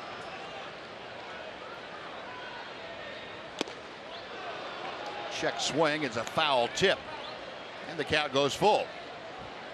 Yeah, when you look at the potential Ranger lineup in the postseason, you hope that Shin-Soo Choo can come back and be healthy and start for the Rangers. And if you put Choo in the leadoff spot, there's a lot of different options. But if you had Elvis and Carlos hitting 8th and 9th in the lineup, that's 3 pretty good hitters in a row for the 8th, 9th, and 1 spots in your lineup. Sure is. 2 guys that can hit 20 home runs, 2 guys that can steal bases, the 10th leading hitter in the league, Elvis. And you follow that up with Ian. If Ian's batting second in the lineup, speed, power, a lot of on-base percentage right there. And you still haven't gotten to the middle of the lineup. Yeah, that's just the setup. Yeah. Yeah, another 3-2 pitch. Lost him. Second walk of the game for Anderson. They're 2 on with 1 out. And it sounds pretty good for Shin-Soo. He played the other day in a instructional league game. He was batting every inning and had a couple of hits in the game, a couple of walks, stole a base, so he must be feeling pretty good. The hope is that he'll be back on the weekend and get some playing time, and the Rangers will determine whether or not he's ready to go in the postseason. Hopefully he will be, because he sure brings a lot to the table.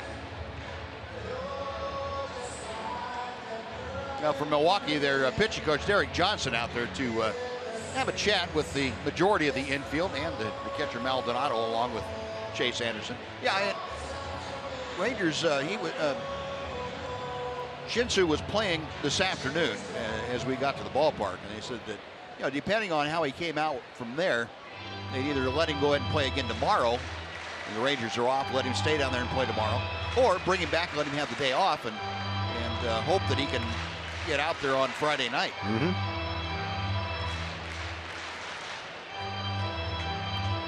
Now, Chase Anderson this year, this has been what has really hurt him. He's already allowed 1 home run tonight. He's got 28 of them issued this year. That is sneaking up toward the top of the National League hurlers. Ian Desmond takes an off-speed pitch for strike 1. Desmond tonight has grounded out twice to the right side. Got Andrus at second, Gomez at first, both with great speed.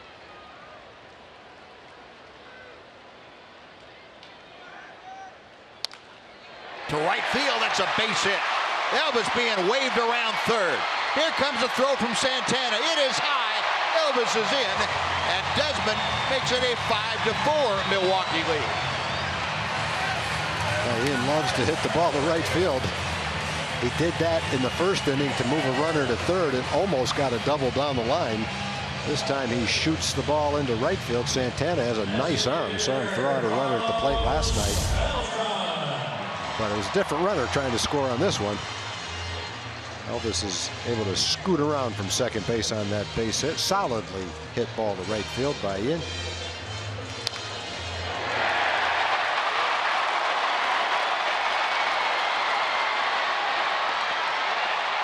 If that throws down a little bit, it could have been interesting. Yeah. But Elvis able to get in standing. So it's a 5-4 game now. Desmond driving in his 86th run of the year. Still just one out. Gomez going to third. The throw is going to second. And now the run down to Desmond. He is safe back in time under the tag of Chris Carter. Yeah, they're gonna take a look at that one. It's hard to tell from here. When you go in standing up and you get tagged on your body, it's hard to tell whether the tag got there before your foot touched the base. We'll get another look at it. Smart move by the catcher Maldonado. No play at third, but he did have a play at second, obviously.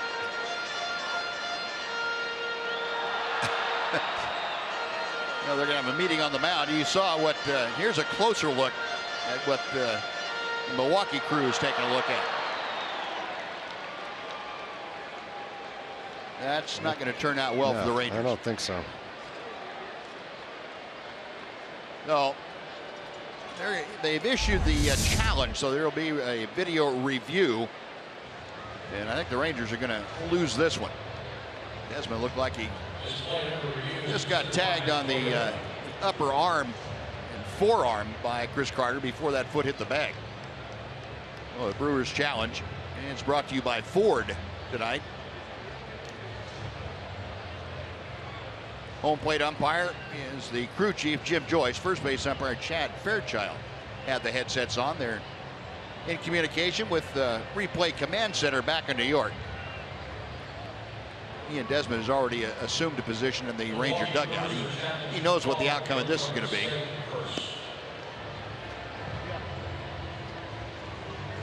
Clear and convincing evidence to overturn the call. And I believe they're going to have that.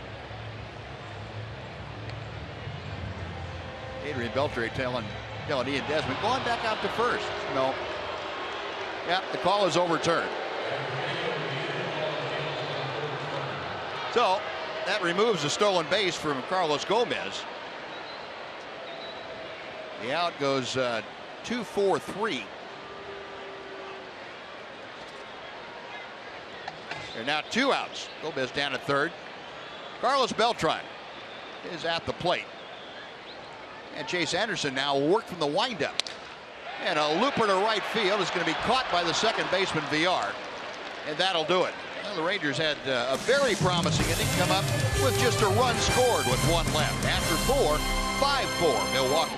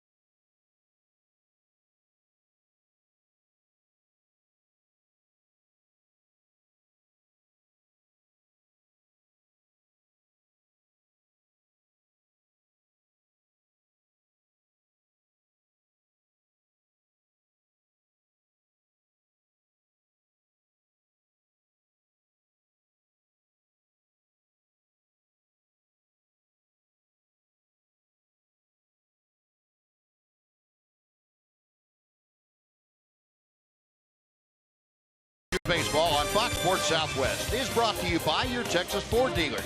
Visit your local Texas Ford dealer today for incredible deals and see why Ford is the best in Texas. Well, the Rangers cut the Milwaukee lead in half. It's now a 5-4 Brewer lead as Cole Hamels will deal to the top of the order for the 3rd time tonight. Jonathan Villar is 1 for 1 with a couple of RBI. Had a home run leading off the ball game. Then he had a sacrifice foul pop-up his next time up there. 63 runs driven in now for VR, 19 home runs. 286 average overall. That's just a little bit low. 2-0.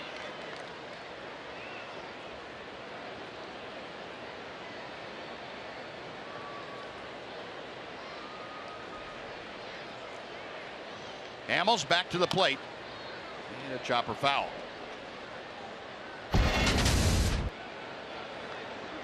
Now Jonathan Villar, 60 stolen bases. That leads Major League Baseball. First player with at least 15 home runs and 50 stolen bases since 2009. That was Carl Crawford, last one to do it. 1 home run shy, becoming just the 4th player in Major League history with 20 home runs and 60 stolen bases. And Ricky Henderson, Joe Morgan, and Ernie Davis. Eric Davis,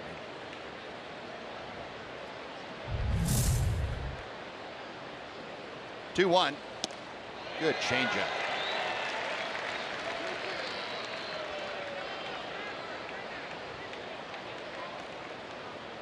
Cole Hamels, 66 pitches tonight, 46 of them for strikes. Trying to get VR here to start the 5th inning. Got him swinging. Went up the ladder, went change-up, then fastball, and VR becomes the 4th strikeout for Hamels tonight. Well, we showed VR's strikeout totals. This is number 171 on the season. Kind of a free swinger going for that high fastball a little bit out of the strike zone. Yeah, you're right, Buzz. After the changeup, that's a tough one if you're going to swing at that one. Not a strike, but he got him to swing at it. Backdoor breaking ball, and somebody put a lock on it. Cole Hamels thought he'd gotten inside, but apparently not, according to Jim Joyce. Domingo Santana in a 1st inning single and a run scored. Another good changeup.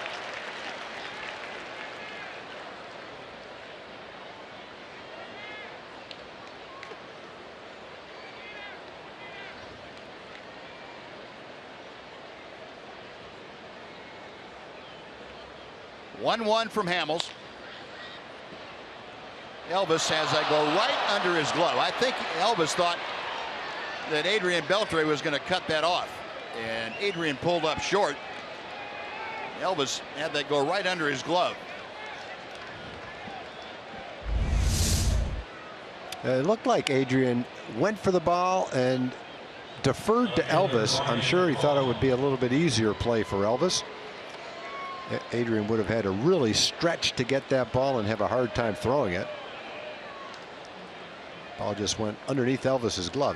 Would have been a tough play for Elvis too, because he was going to have to throw to get Santana, throw hard to get Santana at first on that ball. The changeup that he reached for didn't hit it that hard. We're going to rule that an error. 2nd Ranger error of the night. So Santana aboard. Now Ryan Braun, who's hit the ball sharply both times to the plate. He is lined to center and singled to left. Right at the upper reaches of the strike zone. It's 0-1. Braun hitting at .308.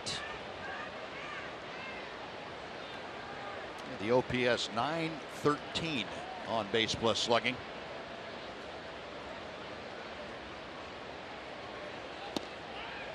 On the outside corner. 0-2.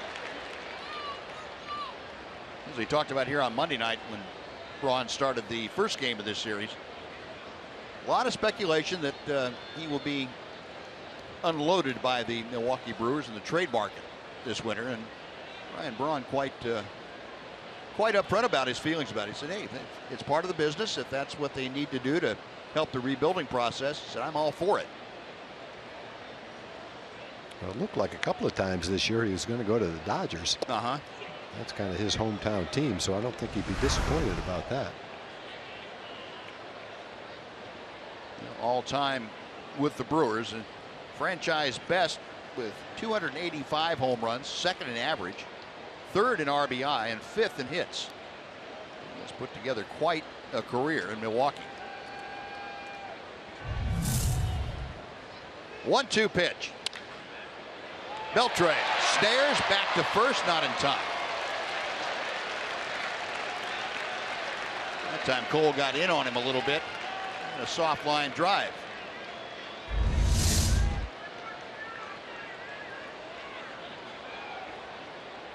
First baseman Chris Carter. The ball didn't spend a whole lot of time in Adrian's glove. Got it out of there pretty quickly. Yep. Now 2 away. Chris Carter now will come up for his third at bat. Carter has fouled out and struck out against Hamels. That is flared off to the right. It is 0-1.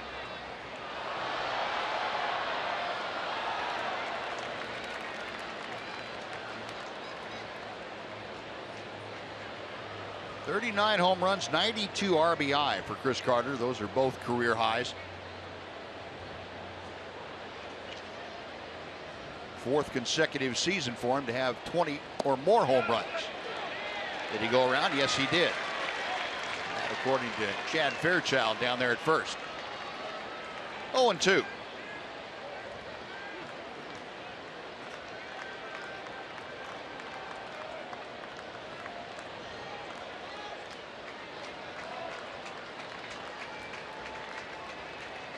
Now Hamels sets.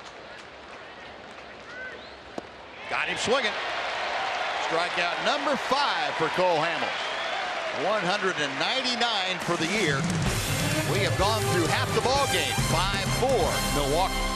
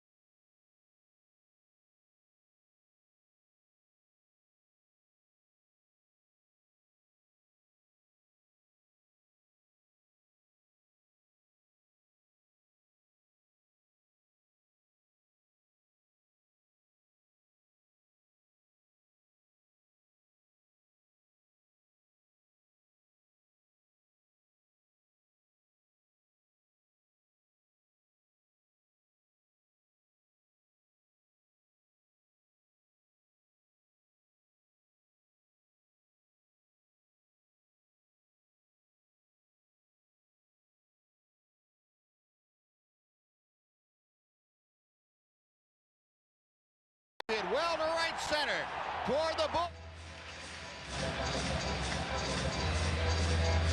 Folks, this Sunday is the last game of the regular season. It's also Fan Appreciation Day out here. You can join us in Fan Appreciation festivities as your American League West champion Rangers face the Tampa Bay Rays. Just visit TexasRangers.com, or you can call 972-RANGERS to get tickets. Come on out and enjoy the afternoon. Well, Adrian Beltre leading off here for the Rangers in the bottom of the 5th inning. Beltre, Odor, and Lucroy facing Chase Anderson. Adrian, an RBI double in the first, flied out to right field his last time up. 1-1.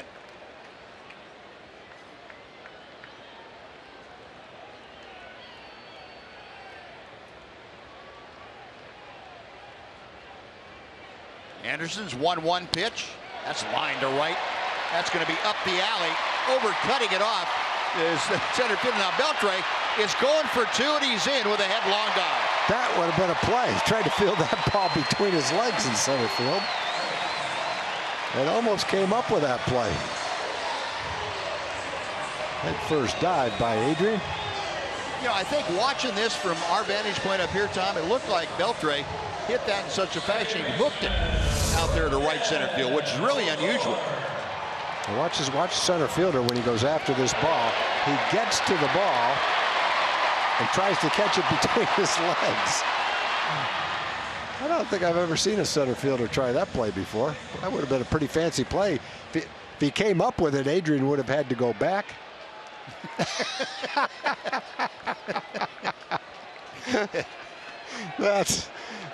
That might raise it to a new level right there. Adrian playing a little three-card Monte out there. That's great. Oh, so Beltre, the leadoff double, and now Odor gets him over with a ground ball into the shift. No, Ruded out for the first time tonight. He's now 2 for 3, but he gets Beltre to third with just 1 out, and Jonathan Lucroy coming up. Now you talk about guys having fun playing.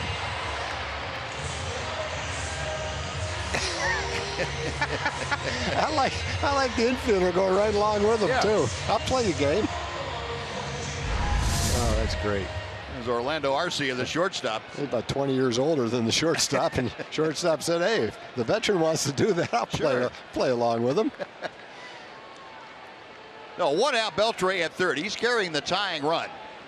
Brewers will play the infield halfway with Jonathan Lucroy at the plate. Lucroy, a fly ball and a walk tonight. Takes strike 1.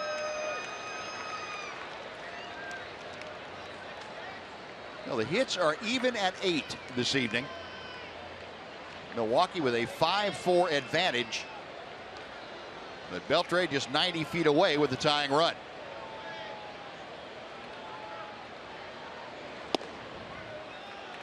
One ball and 1 strike. And Jonathan Lucroy approaching his career high water mark for RBI. He's too short. He has 80 at the moment. 82 is how many he put on the board back in 2013.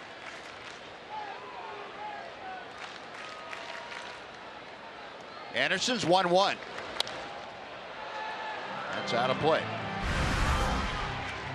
Well, Adrian on the all-time hits leaderboard, 35th right now. He is just 4 behind Frank Robinson. Adrian with 2,939. Willie Keeler, the 33rd. Sam Crawford, Sam Rice at 31st. Adrian moving up the charts in virtually every offensive category. He is getting into the stratosphere now. Those are some historically relevant names. Got him swinging. Lucroy couldn't get on top of that pitch, and that is out number 2. Anderson put a little extra on it and snuck it by Jonathan. 93 miles an hour with that fastball.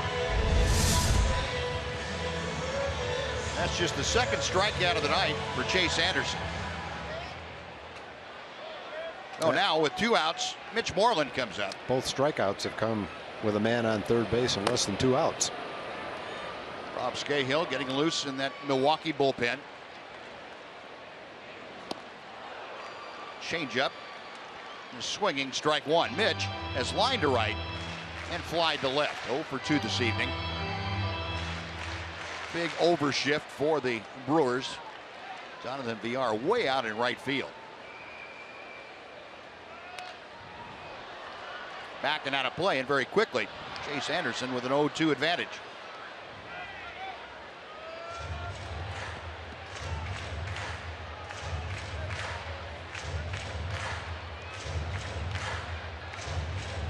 You see the third baseman Rivera playing in a normal shortstop spot. Beltre almost got Anderson to flinch before he stepped off. Well, the hazard you have as a pitcher is if you have your hands together already on that mound, there's a drive to center field, but it's playable for Perez. Back there in the alley, makes the catch. That'll do it. Rangers can't do anything with Beltre's leadoff double. They strand him at third. After 5, it's Milwaukee by 1.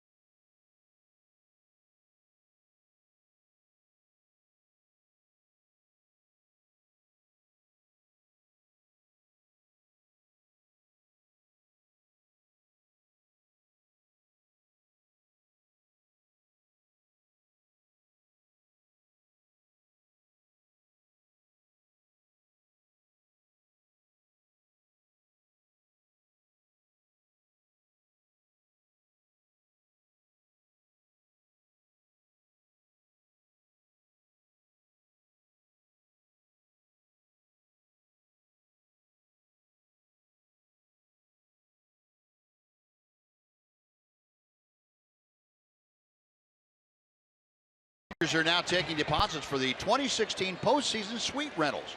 Postseason suites are the perfect way to entertain a group of 12 to 100. You can visit TexasRangers.com/postseason suites to get all the details of this exciting opportunity. Well, Cole Hamels back out to the hill. He will face Hernan Perez to start things off. Manny Pena, Orlando Arcia will follow. A 5-4 Brewer lead here in the 6th inning.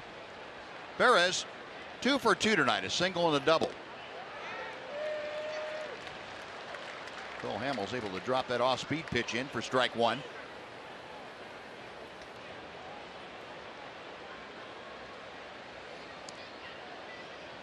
That evens the count. Perez had an RBI single in the 1st inning, driving in his 55th run of the year. Reached on a double in the 3rd and was caught trying to swipe 3rd with 2 outs.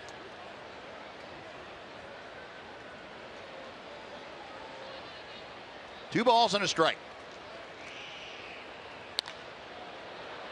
To left field, Gomez and Desmond converging. Carlos Gomez handles it. 1 away. And before Manny Pena steps in, let's send it over to Dana Larson for a Chevy game break.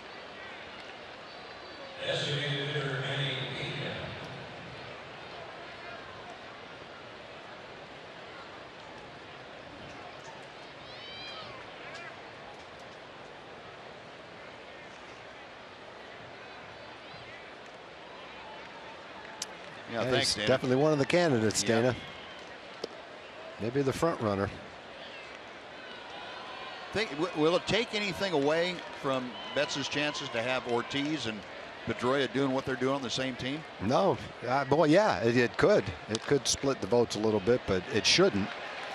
I think when you look at Betts and you compare him, say, to Ortiz, it's tough, in my opinion anyway, for a DH to compare to a frontline defensive player in the outfield who also runs the bases, steals bases.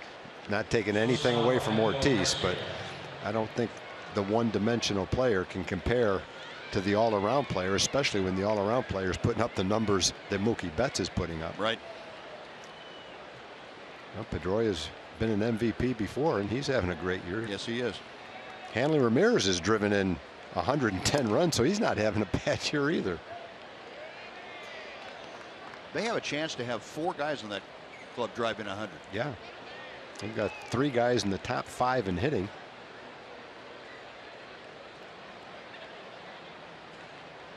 Three guys have scored more than 100 runs. Orlando Arcia takes the pitch outside. 2 balls and no strikes. Arcia tonight has grounded to 3rd and struck out. Cole Hamels, by the way, approaching another milestone for strikeouts. 1 more strikeout. He'll have 200 for the season.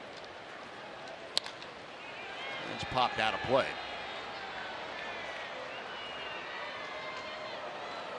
Cole would reach that mark for the 5th time in his career. He is also sneaking up on 200 innings. He has to go 6 1/3 tonight. Right now he's at 5 2/3.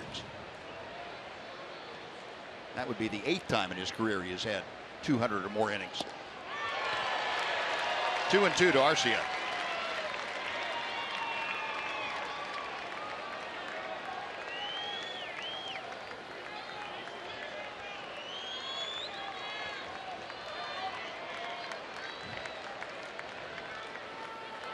Hamels with a 2-2 pitch.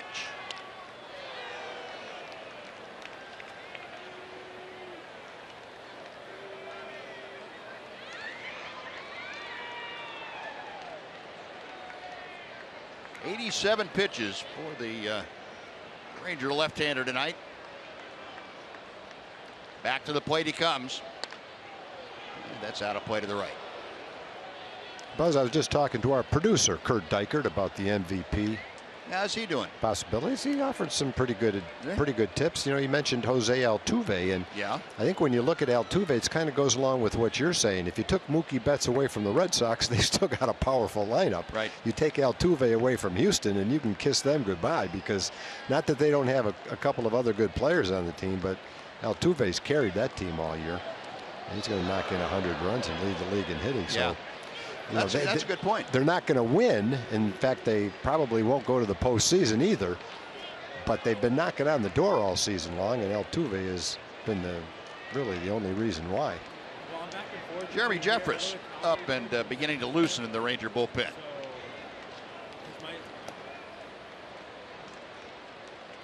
.3-2 pitch coming to Arcia. Got him swinging. And there is strikeout number 200 for the year for Cole Hamels. Oh, another milestone for the 32-year-old left-hander, Cole Hamels. We have gone through 5.5 innings here tonight. Brewers leading the Rangers 5-4.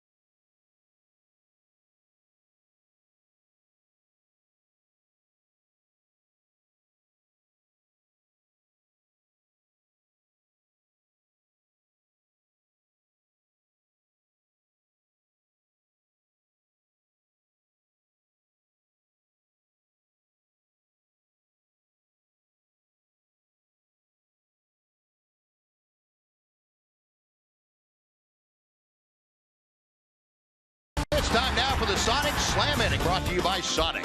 Tonight's jackpot is worth $400 and dinner for two at Sonic Drive-In. If a Ranger hits a home run during this inning, Harvey Maddox from Carrollton will win $400. And if a Ranger hits a grand slam this inning, Harvey is going to take home $25,000. You can register at any participating Sonic restaurant. Now the number 8 man, Nomar Mazara, will start things off for the Rangers. Elvis Andrus and Carlos Gomez to follow.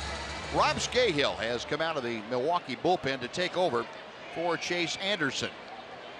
Scahill appearing in his 29th ball game of the year. .382 ERA and 30 2/3 innings. League has hit .263 against him.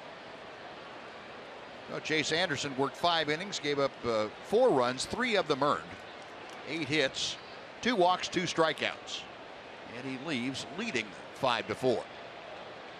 Nomar Mazara 0 for 2, a pop out and a ground out. 0-1.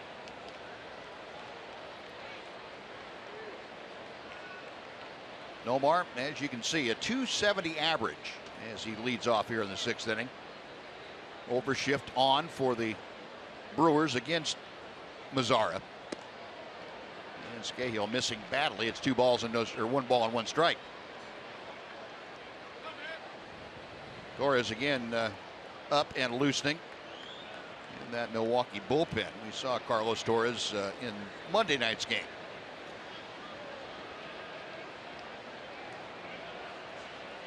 Scahill's 1-1. 2 balls and a strike.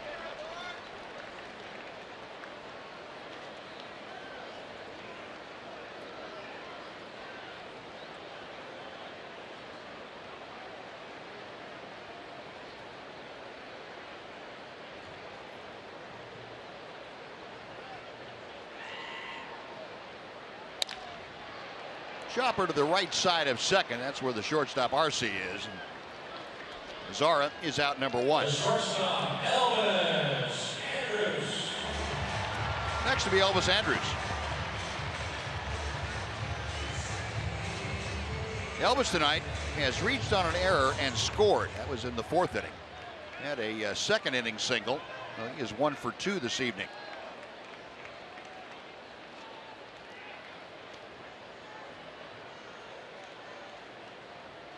Eight hits for each ball club. Rangers have committed 2 errors this evening. Milwaukee 1.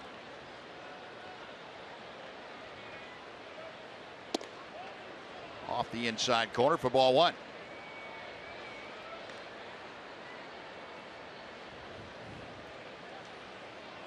Elvis a .303 average.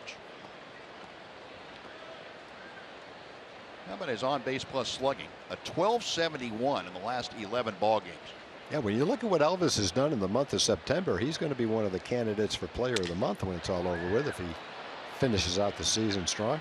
Well, that bat's not going to finish off the season. It's going to have to get a new one. Well, that is out number 2. Elvis got sawed off by Scahill. That'll take the Rangers back to the top of the order for Carlos Gomez. And as Carlos comes to the plate, let's check in with Emily Jones. Well, guys, we've talked about it at length, just how good Carlos Gomez has been since he came here, not only fitting in on the field, but also very well in the clubhouse. Come here every day and how they support all the teammates and the coaches, the staff, you guys, you know, make anybody can get more adjusted and get better in this clubhouse. So, you know, for me, you guys make my life more easy the last 30 games that I've been here. And I think we've gotten so used to it because so many guys have said it who have come here, you know, over the last couple of years, how easy it is to just fit in with this group of guys. And it's quite another thing, though, to be able to actually pull it off and do it, which this team really has. All right, and thank you. Well, Carlos Gomez again hitting the ball hard, but this one right at Ryan Braun. So it's a 1-2-3 inning for Rob Scahill. On to the 7th we go. Milwaukee by 1.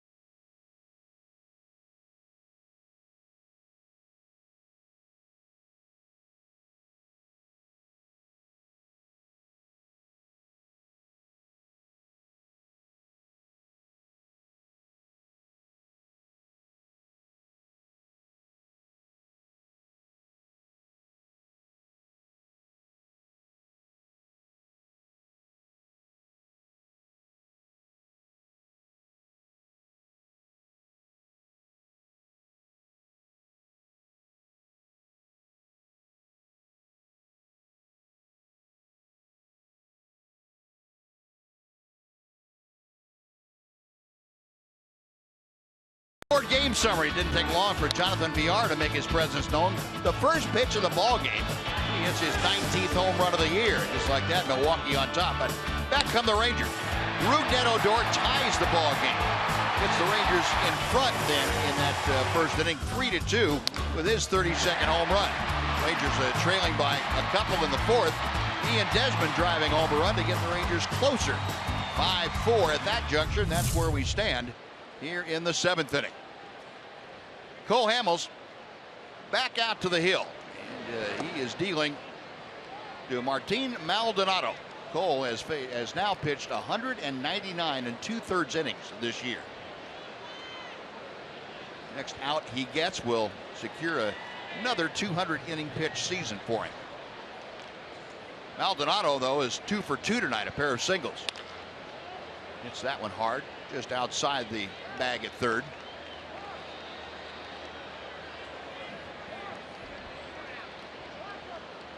Be significant for Cole Hamels to get to 200 innings pitched. It would make it 7 consecutive years for Hamels to reach that mark, and that now is going to be the longest active streak in Major League Baseball. A couple of others into this season. James Shields has a streak of 9, but that's where it's going to stop this year. Shields not going to make it to 200 innings, nor is Felix Hernandez. His streak is going to stop at 8. 2-1 pitch. Now 3-1. Well, Maldonado trying to get aboard to start off the 7th inning. Adiel Rivera, the third baseman, is next.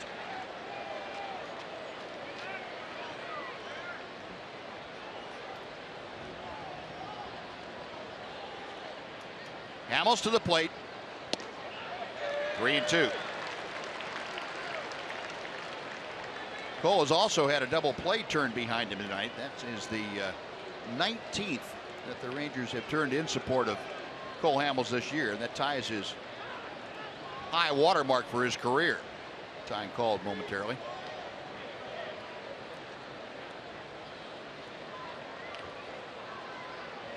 Rangers also had 19 behind him last year in his time here and with Philadelphia. Elvis throws out Maldonado, and there is your 200 inning pitch season for Cole Hamels. It's official now.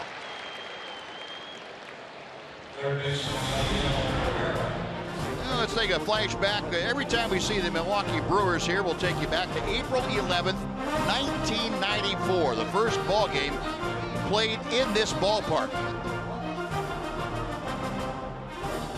First home run, Dave Nielsen, and then Will Clark for the Rangers into the bullpen. All of that happening on April the 11th.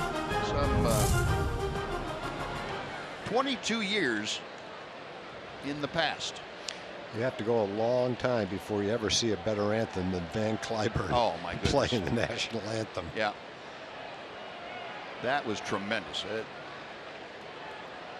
You know, I guess you and I probably are a little jaded about anthems, but that's one that gives you goosebumps. Yeah, not for that one.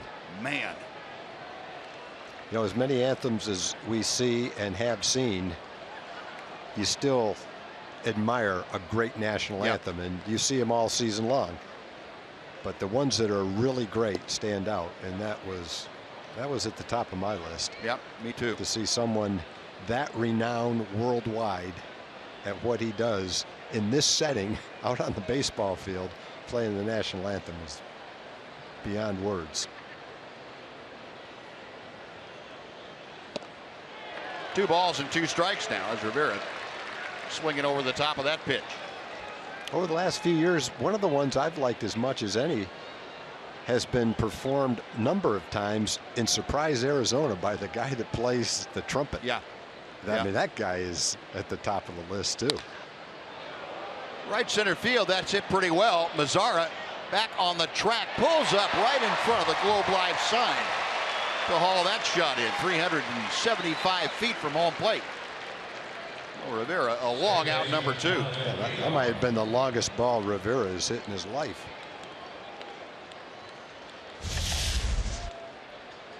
Yeah, a lot of things have changed, taking you back to April 11th, 1994. Things have changed around the ballpark. Certainly the first thing that pops out to you is the video scoreboard. Both of them. Well, when they first built the stadium, the architect designed the batter's eye to be the grass in center field. And it would have been if the mound was level with the playing field.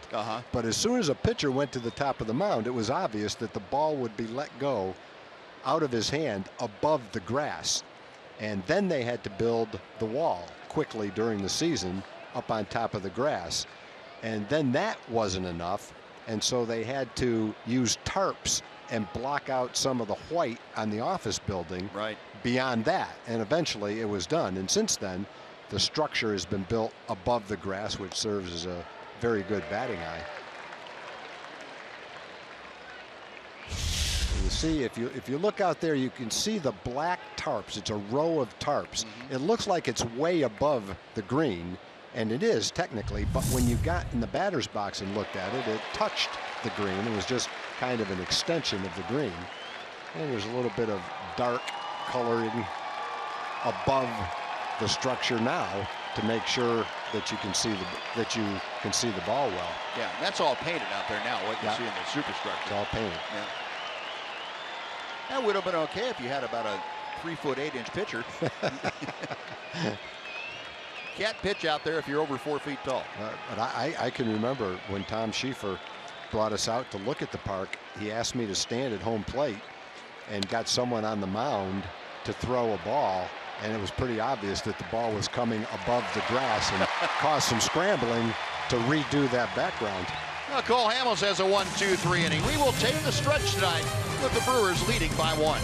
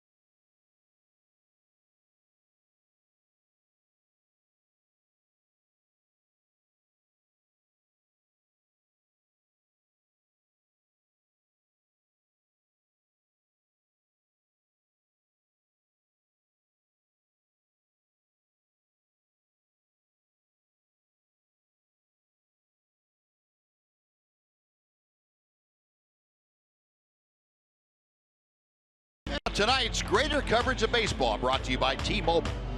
John Jaso of the Pirates hit for the cycle tonight against the Cubs, the third Major League cycle this season. Freddie Freeman and Rajai Davis also have hit for the cycle. And speaking of Freddie Freeman, a 30-game hit streak, that's the longest in Major League Baseball this season.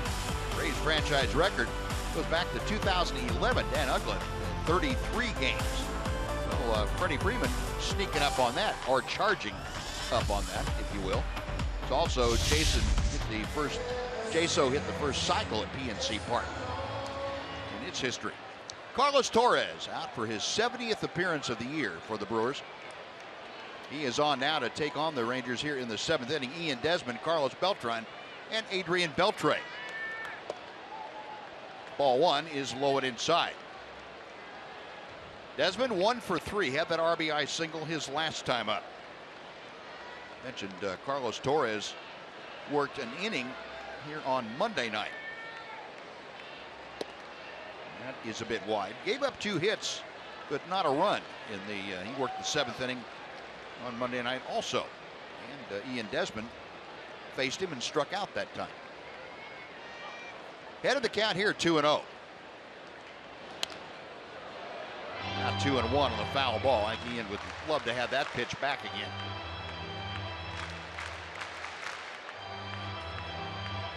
Desmond, 86 runs driven in, that batting average at 285.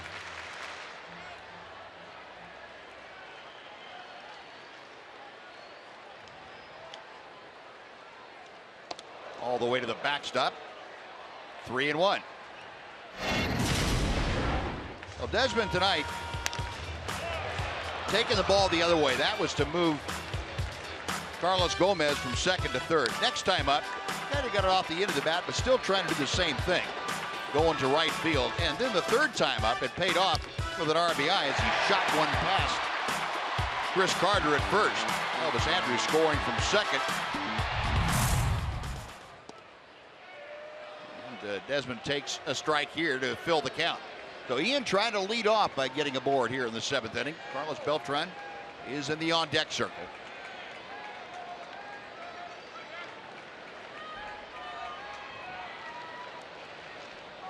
Torres with a 3-2 pitch. Right at the second baseman VR. My goodness. So 1 out. Carlos Beltran stepping in, but we're going to send it over to Dana Larson for a Chevy game break.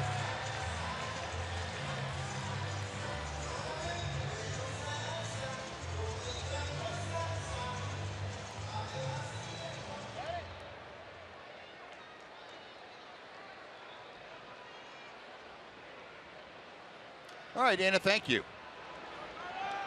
Well, that's a huge win because That if is. they lost tonight and the Tigers win, they would have been tied for that last wild card spot. In Toronto, they came back with a home run. And when you look at the Orioles lineup, that's probably not the guy you picked that would have hit that 2-run homer, but that's the way it went. Carlos Beltran You have checking. to assume that Zach Britton went 47 for 47 in saves too. Yeah, he would be all over the internet if he'd blown a save. Yeah. I'm sure he came into that game and got the save.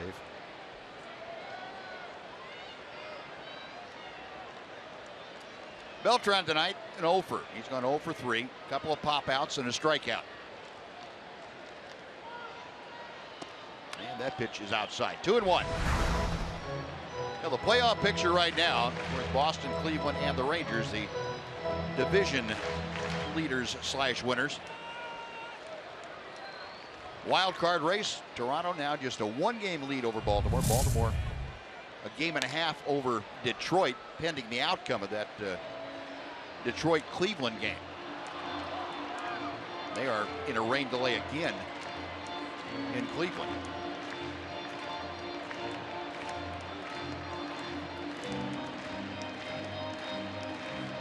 Two balls and 2 strikes to Beltran.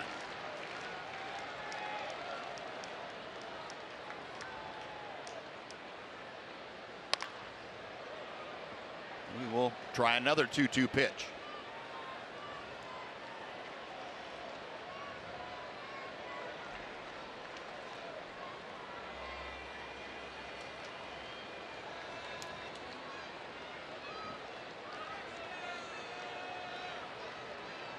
Beltran, 2 for 10 so far in this series. Did he go? Yes, he did. He appealed down to third, and Marvin Hudson rang him up. 2 gone.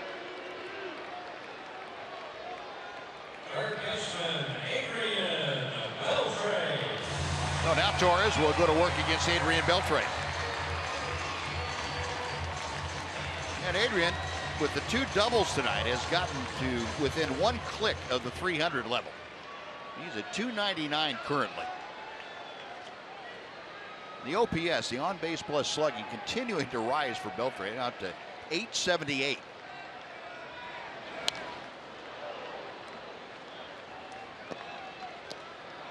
He was thinking about doubling up on a double with that swing. Jeremy Jeffress. And it looks like we may see him in the 8th inning. Jeff Anderson saying he wanted to get him in at some point tonight. Sweeping breaking ball from Torres, and it's 0-2. Get a look at Jeffress tonight and said with the off day tomorrow, then he'd probably try to get him back-to-back games, either Friday and Saturday or Saturday and Sunday. Beltre gone on strikes as Torres gets 2 strikeouts in a 1-2-3 inning. Will go on to the 8th inning. It remains the Brewers ahead of the Rangers 5-4.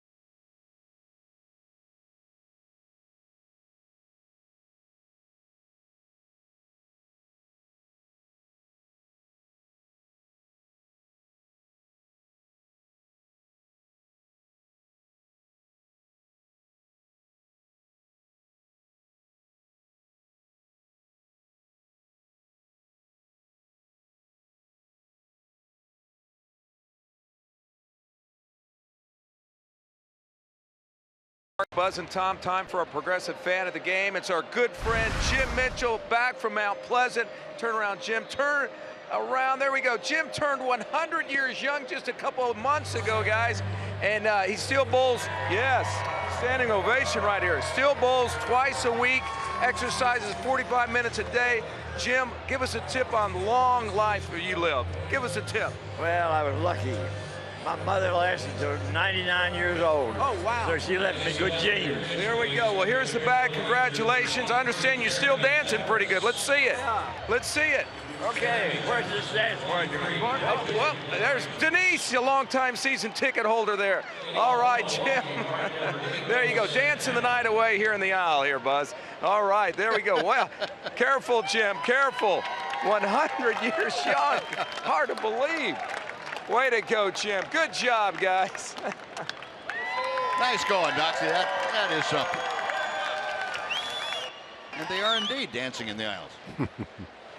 Now we go to the 8th inning. Here is Jeremy Jeffress. Cole Hamels with the first 7 innings, and now Jeffress to work the 8th. Domingo Santana is starting off things for the Brewers. Jeremy Jeffress, of course, a former Milwaukee Brewer. 58th appearance, second for the Rangers since he came back. And there's a base hit up the middle. And Santana grounds one right through the middle of the diamond. Outfielder Ryan Braun. Well, we're talking about the Ranger bullpen, how good it has been. Jeremy Jeffress a part of that once again, and our Kubota Power Stats will tell you 40 wins this season for the bullpen. That's tied for the second most wins in a season by a bullpen in Major League history.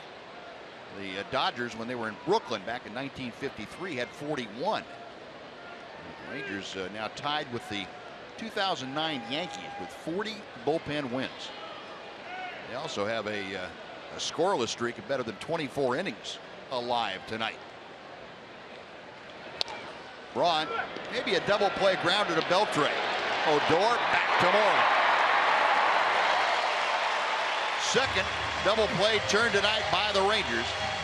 That is their 188th overall, their 166th ground ball double play. Both those figures the tops in Major League Baseball.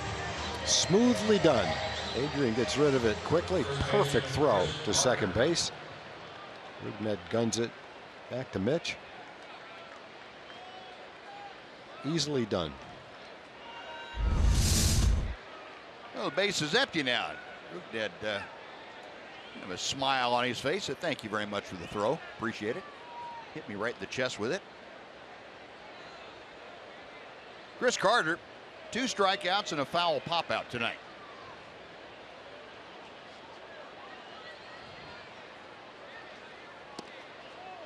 Just a little bit low for ball 1. Carter, a .220 average as he faces Jeffress.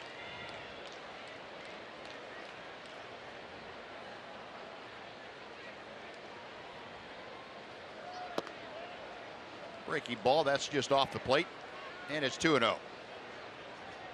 Now that scoreless streak now for the Rangers at 25 1/3. That's the 4th longest in Ranger team history. And actually it ties for the 3rd longest. Matter of fact, at 25 1/3. There you are right there.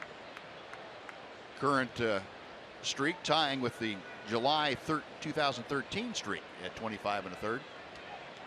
In 1990 at 26 1/3. The top mark at 28 1/3. Low and inside, 3 balls and a strike.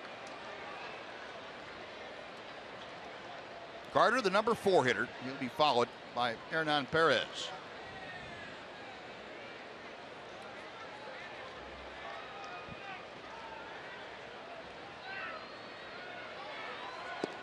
And ball 4 puts Carter aboard.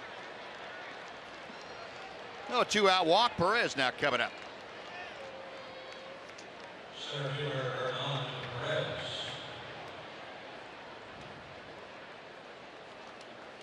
Jeremy Jeffress Worked an inning and a third in his first outing. It was on Monday.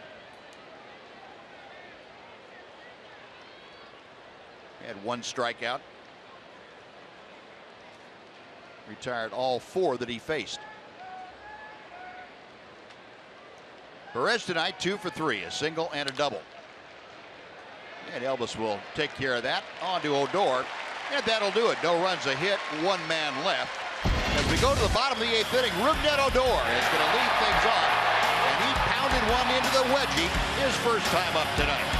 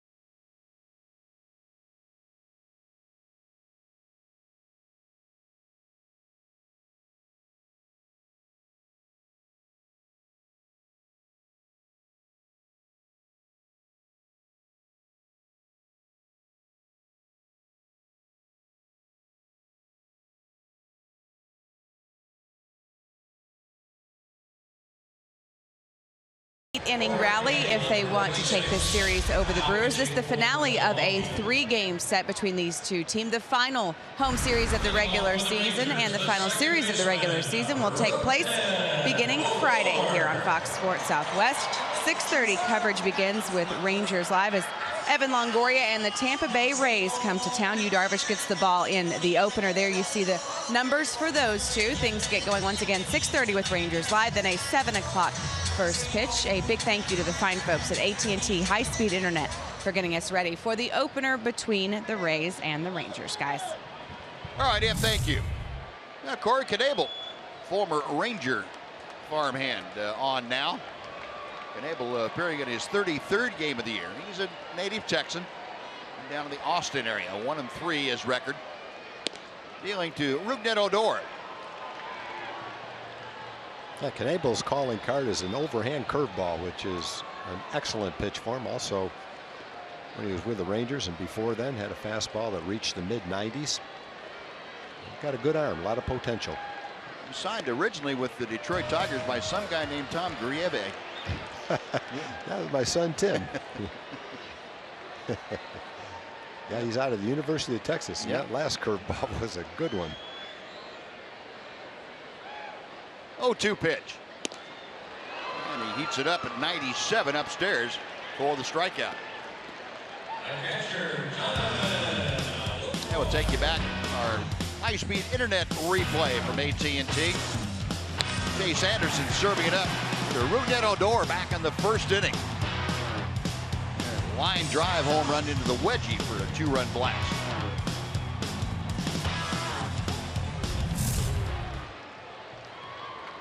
Jonathan Lucroy 0 for 2 tonight with a walk. Strike one. Well, that power arm with that curveball you talked about, Tom, it kind of exciting when you. I would think for a scout to look at a guy like Corey Knebel and say, man alive. If he doesn't get results at the big league level, it's not because of his stuff, that's for sure. You'd have people salivating when you're watching him pitch. He was a closer at the University of Texas. He was drafted not as a starting pitcher who turned into a bullpen guy. He was a closer, and that's what he was drafted to be.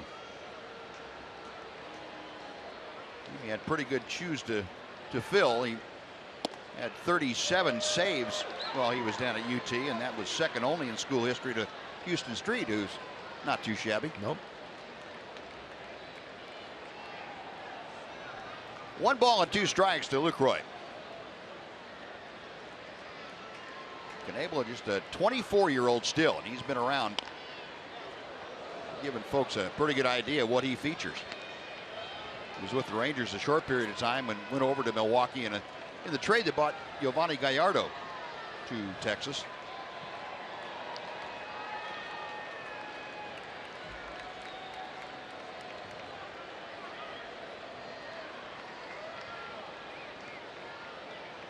Originally had been acquired by the Rangers in the deal for Joakim Soria. That ball's hit pretty well to center. Chasing Perez back, reaches up, can't get it, it's out of his glove. Lucroy going into second, he is in with a slide. Well, that ball just ate him up. That was a rope to a line shot. He saw it all the way. He's kind of maneuvering around to get into position to catch it, and still wasn't able to secure it in his glove. Went off his glove. That ball just jumped off Jonathan's bat. Went a little bit farther than he thought it was going to go. Looked like it got out there about 3/4 of the way to him, and somebody hit it again. It took off. It took off. Whoa! He didn't take his eye off it. He just couldn't reach it.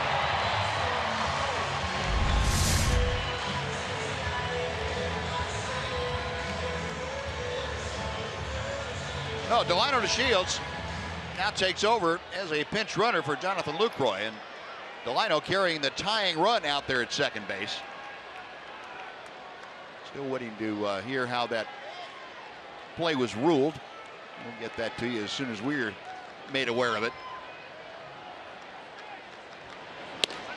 Fastball inside to Moreland. That's going to be scored an error on the center fielder Perez.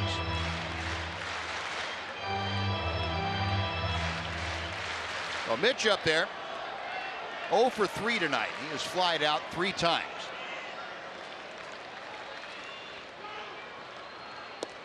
And he takes ball 2. The Rangers have been pretty good about capitalizing on opponents' mistakes this year, especially late in ball games. See if they can do it again here this evening against Milwaukee.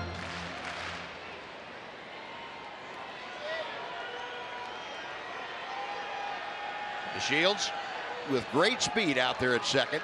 1 out here in the 8th inning.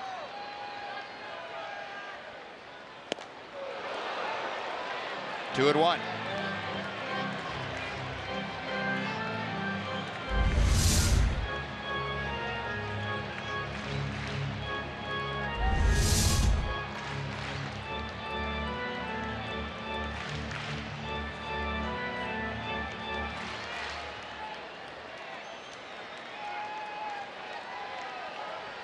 Maldonado looking over toward the Milwaukee bench.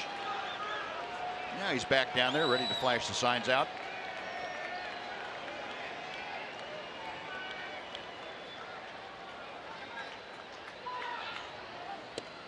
Inside, 3 balls and a strike. Well, Moreland, the number 7 hitter, trying to reach base to join Delino DeShields. Nomar Mazara is looming in that on-deck circle.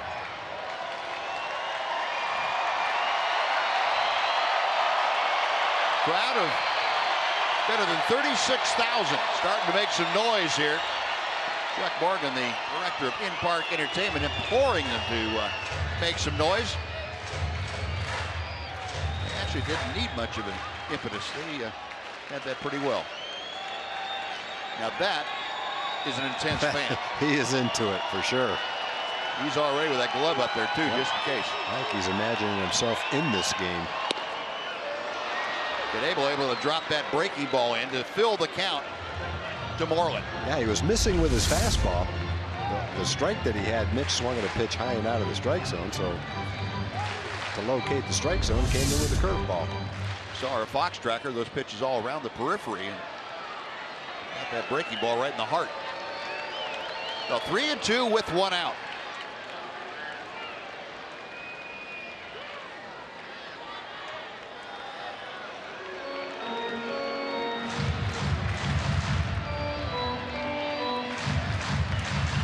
Jim Joyce making sure everybody knew that time was called. He ran out from behind home plate. Veteran umpire back there. He's the crew chief of this group. 3-2. Knebel set.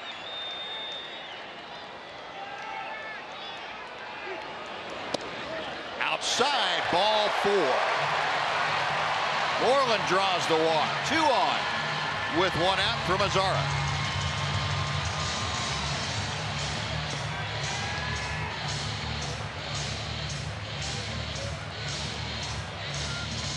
Jeff Bannister there on the top step. Looks like we're getting a pinch runner for Mitch Moreland. We are.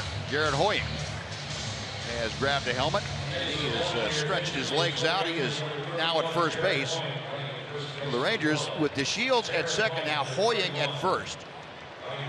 Have a couple of guys that can fly on the bases.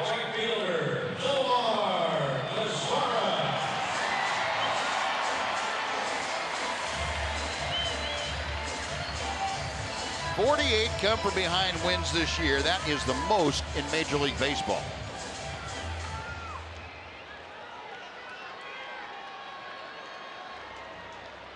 Analytics folks will say, no, that's not possible. Or that shouldn't be possible. It's got to be possible because the Rangers have done it before. Yeah, they had 50 one year.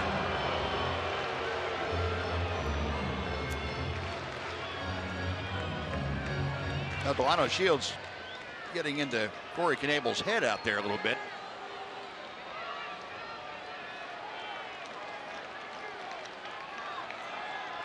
Two on with 1 out. Mazara 0 for 3, a couple of ground outs and a pop out. And the breaking ball right at the top of the strike zone. Among rookies this year in the American League, Omar Mazara with 64 runs driven in. That's the most. Max Kepler, the Twins' second.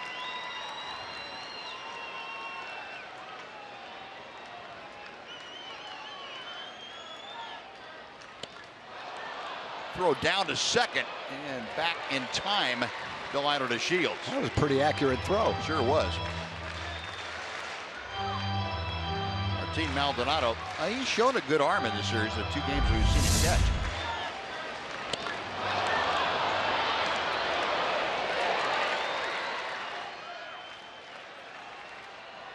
Perfect camera shot of Delino safely going back into second. 0-2 to Mazara. 2 out. Well, you can see the catcher Maldonado put the glove up high, and Knebel has no trouble delivering a high fastball. And the second strikeout, he got Odor on a high fastball. See the glove up high, and there's the delivery, and it is up high, and he got the result he was looking for. Well, Craig Counsell out to the mound, man, with Elvis Andrus coming to the plate. Counsell's going to make a pitching change. Knebel leads with 2 runners on base that are his responsibility. Brewers leading 5-4. And we will take a timeout. We're back to Globe Life Park right after this.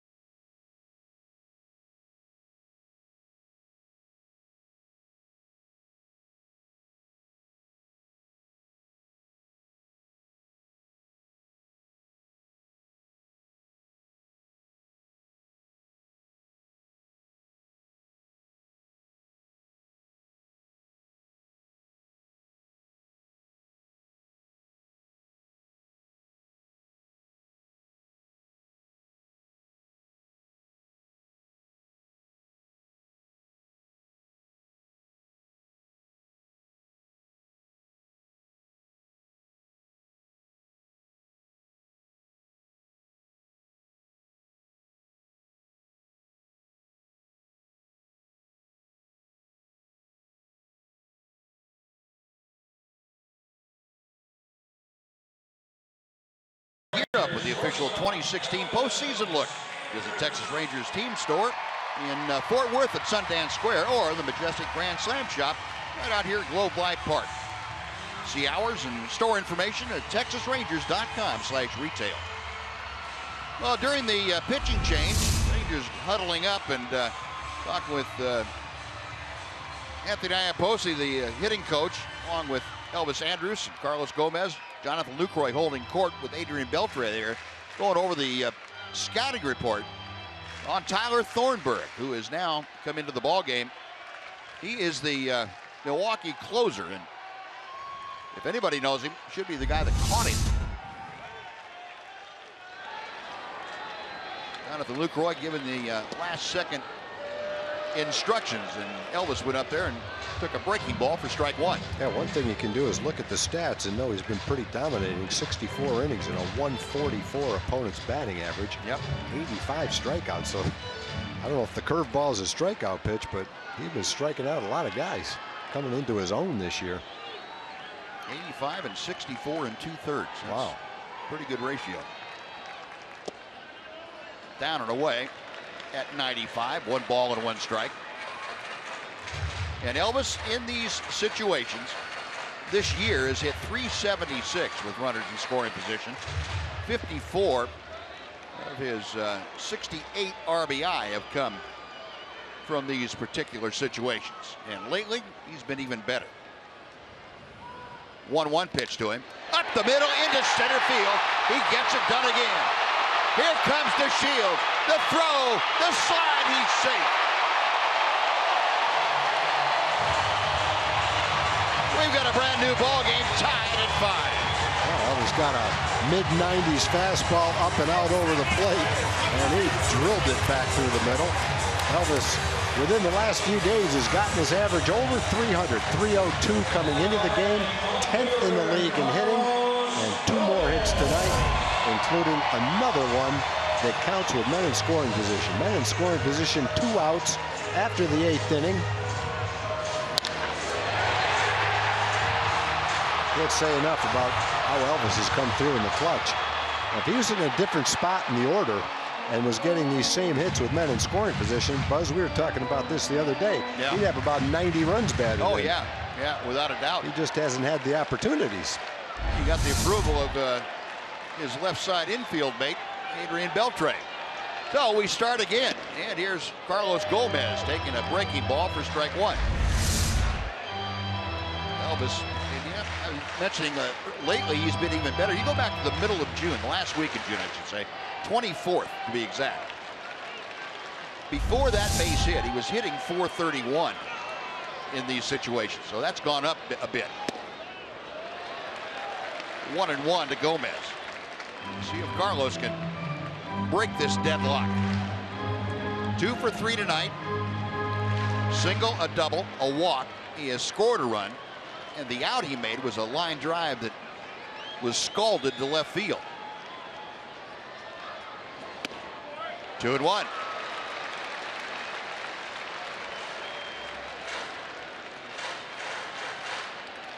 Well, if you're keeping an ear to the ground about the Red Sox and Yankees, Mark Teixeira just hit a walk-off grand slam. Wow.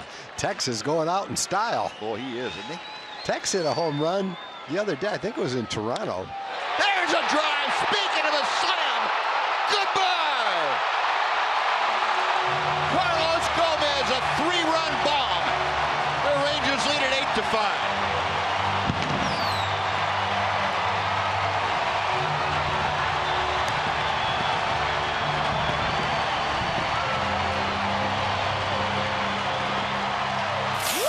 Have yourself a night, Carlos Gomez. Well, the Carlos Gomez story just gets better and better. We're going to just keep talking to him. Emily's going to talk to him and see how happy he is after this game. You talk about getting your mind in the right place, enjoying the camaraderie of a clubhouse, changing your swing just a little bit, making it a little more compact, getting the instruction that you need to flourish. I don't think a player has ever come into a better environment and turned things around in the middle of a season like Carlos Gomez has for the Rangers. This is just so much fun to watch. He's having the time of his life being a Ranger. Well, there's that short, quick stroke. We saw it last night. Went a little farther last night, but all the way to the back of the seats tonight. Man. That for Carlos Gomez, his 8th home run. Watch the eruption.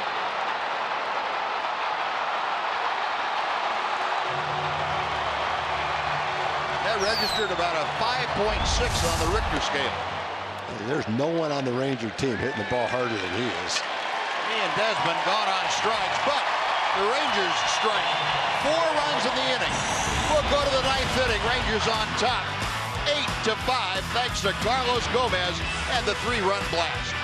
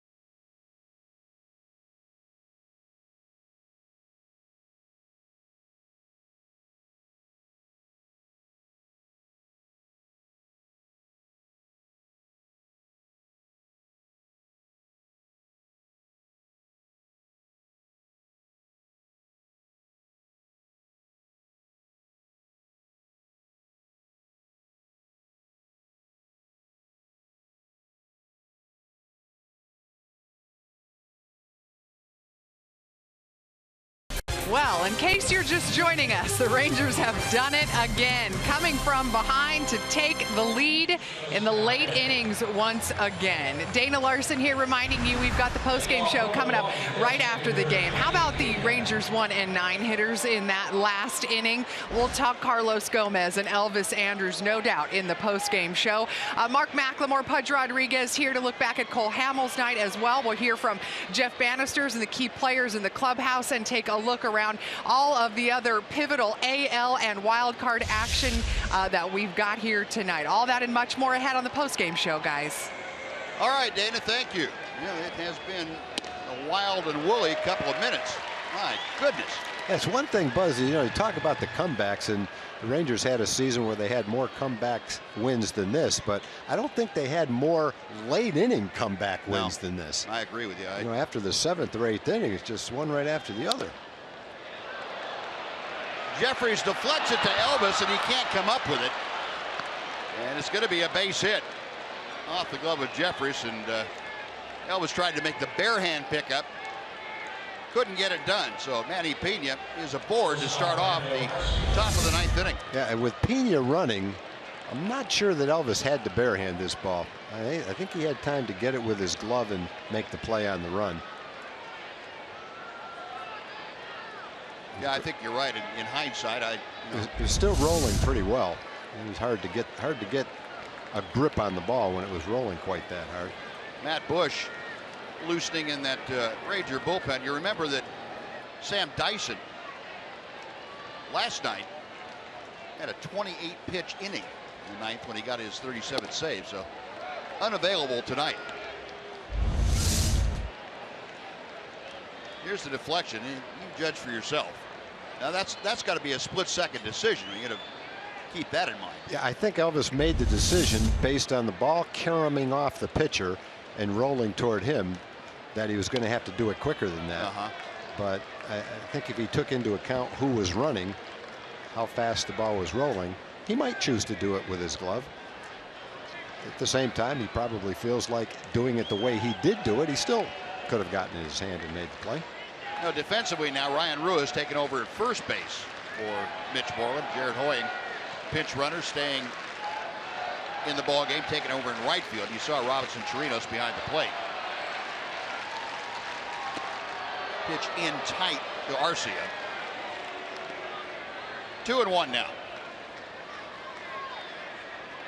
Now this will be a good test for Jeremy Jeffress. Going out there for the second inning, second ball game that he has come into. So we'll see, get a pretty good idea of where he is stamina-wise and arm strength-wise.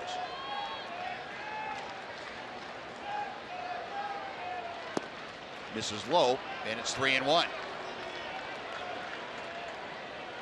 And Chirinos going to go out and have a little chat with Jeffress.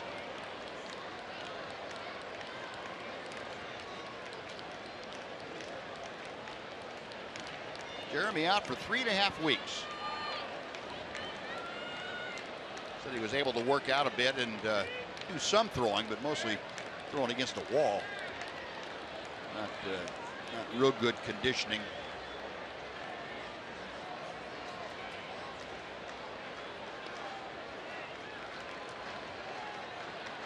Now the 3-1 is on the way to Arcia. Beltre, Odor, can they turn it? Got it! Wow, you got to watch this again. And watch Odor turn this double play. I don't know how he got rid of the ball. He caught the ball almost while he was jumping and got something on the throw. I don't know how you do that. That was beautiful. That's the second one he's turned tonight that was fun to watch. Arcia can run. He just jumps and throws it. What a play. Oh my goodness. Well, when you got the sinker ball like Jeffress does, you're just a ground ball away from this every time you're out there with a man on first. Now they're going to put the headsets on, and I don't think they're going to win that one. No, I don't either, but it's worth a try. Yeah, it sure is. It sure is. Well, the Brewers challenge the call of out at first base. So again, the crew chief Jim Joyce, the home plate umpire tonight, Chad Fairchild, who made the call at first, will be in contact with the replay command center back in New York. Ford bringing you this Brewers challenge. Again, the call on the field is out at first. Council's saying, well, I had it to burn, so let's burn it here and see what happens. What a miraculous play, though. That's ridiculous. I don't know how you get as much on the throw as he did. No. Jumping up in the air like that. And out at first. That call is apparently confirmed, and it is confirmed. So the double play, 5-4-3 for the Rangers. Their third double play of the night. And that empties the bases now with 2 outs. Martin Maldonado at the plate. Folks, if you haven't found something in this ball game to like, you better check your pulse. You're not a Ranger fan. Yeah. You might be a Brewer fan. Maldonado 2 for 3. He takes a little bit low for ball 1.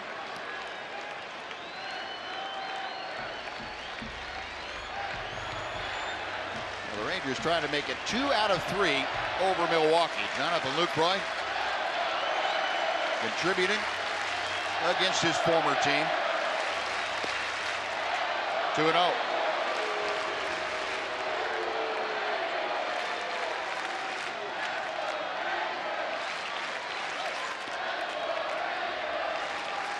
The crowd, 36,619, and the vast majority of them on their feet. Let's go Rangers going around Globe Life Park. 2-1.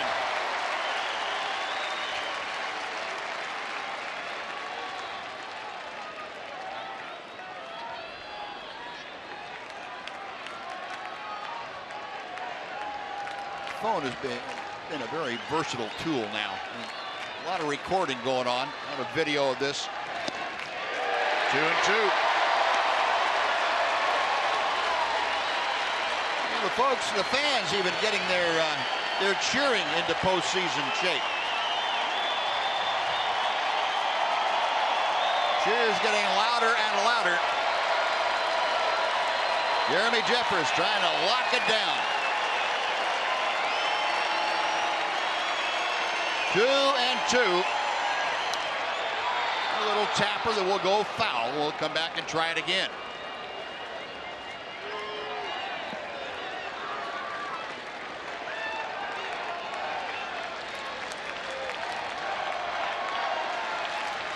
Jeremy Jeffress on a relief of Cole Hamels. Hamels worked the first 7 innings.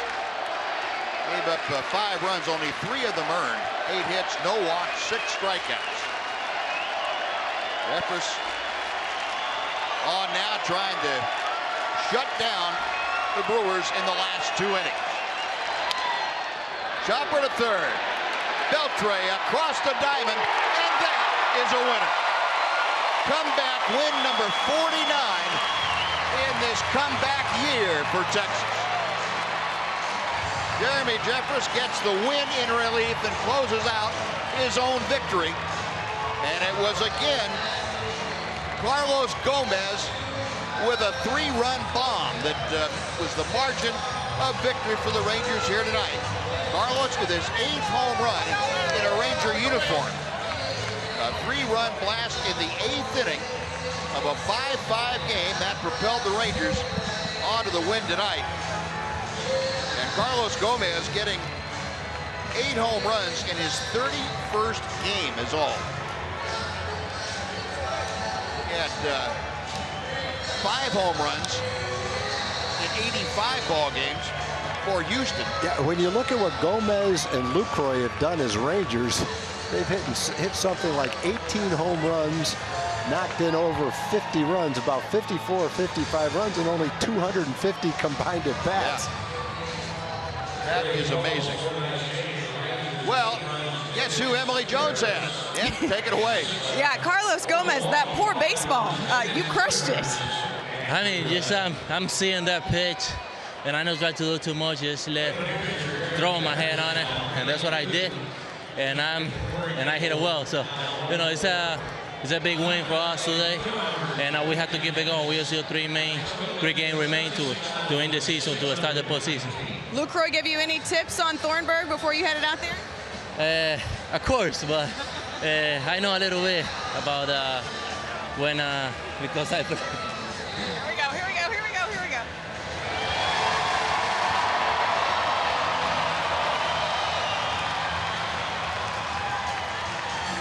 Yeah, you've got some history with him too.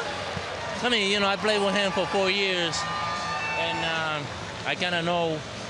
I know what pitches he has, so yeah, you start to select and look at what he's throwing the best and thinking what he's gonna try to do with me. So, you know, in that situation, I just sit in the curve, and that's what he throw, and I put a good swing on. For you, the swing, more compact, the adjustments that you've made, what have they done? I mean, you see it, you know, the last 2 weeks, you see the work that I've been doing. And it's not because, you know, I work really hard with my hitting coach and all the coaches and my teammates helping me a lot. And so, you know, and when you work a lot, sooner or later, you're going to see the result. One more thing, Carlos, I have to ask, and we've talked about it a number of times over the last couple of weeks. What's it like to be in this clubhouse, considering where you were, you know, a month ago? I mean, they mean everything, especially for me, because, you know, they give me the confidence. And when you see Carlos Beltran diving catch, steal base, infield hit, and Beltran celebrated like he's like 20 years old, like you motivated yourself, and it's fun to everybody, and this energetic, so we enjoy the most we can. It's fun to watch you guys up top, Carlos. We'll send it back now to you guys. All right, Em, thank you. And a very happy Carlos Gomez, a very happy clubhouse that he's going into. And the reason, an 8-5 win over Milwaukee, and what that does to the best record race in the American League. The Boston Red Sox defeated tonight Mark Teixeira's walk-off grand slam. So the Rangers have a 1.5 game lead over Boston, a 2-game lead over Cleveland, and Cleveland's game is still going with the Detroit Tigers. And Carlos Gomez, the reason the Rangers win tonight, a 3-run blast. We'll be back to Globe Life Park with more right after this.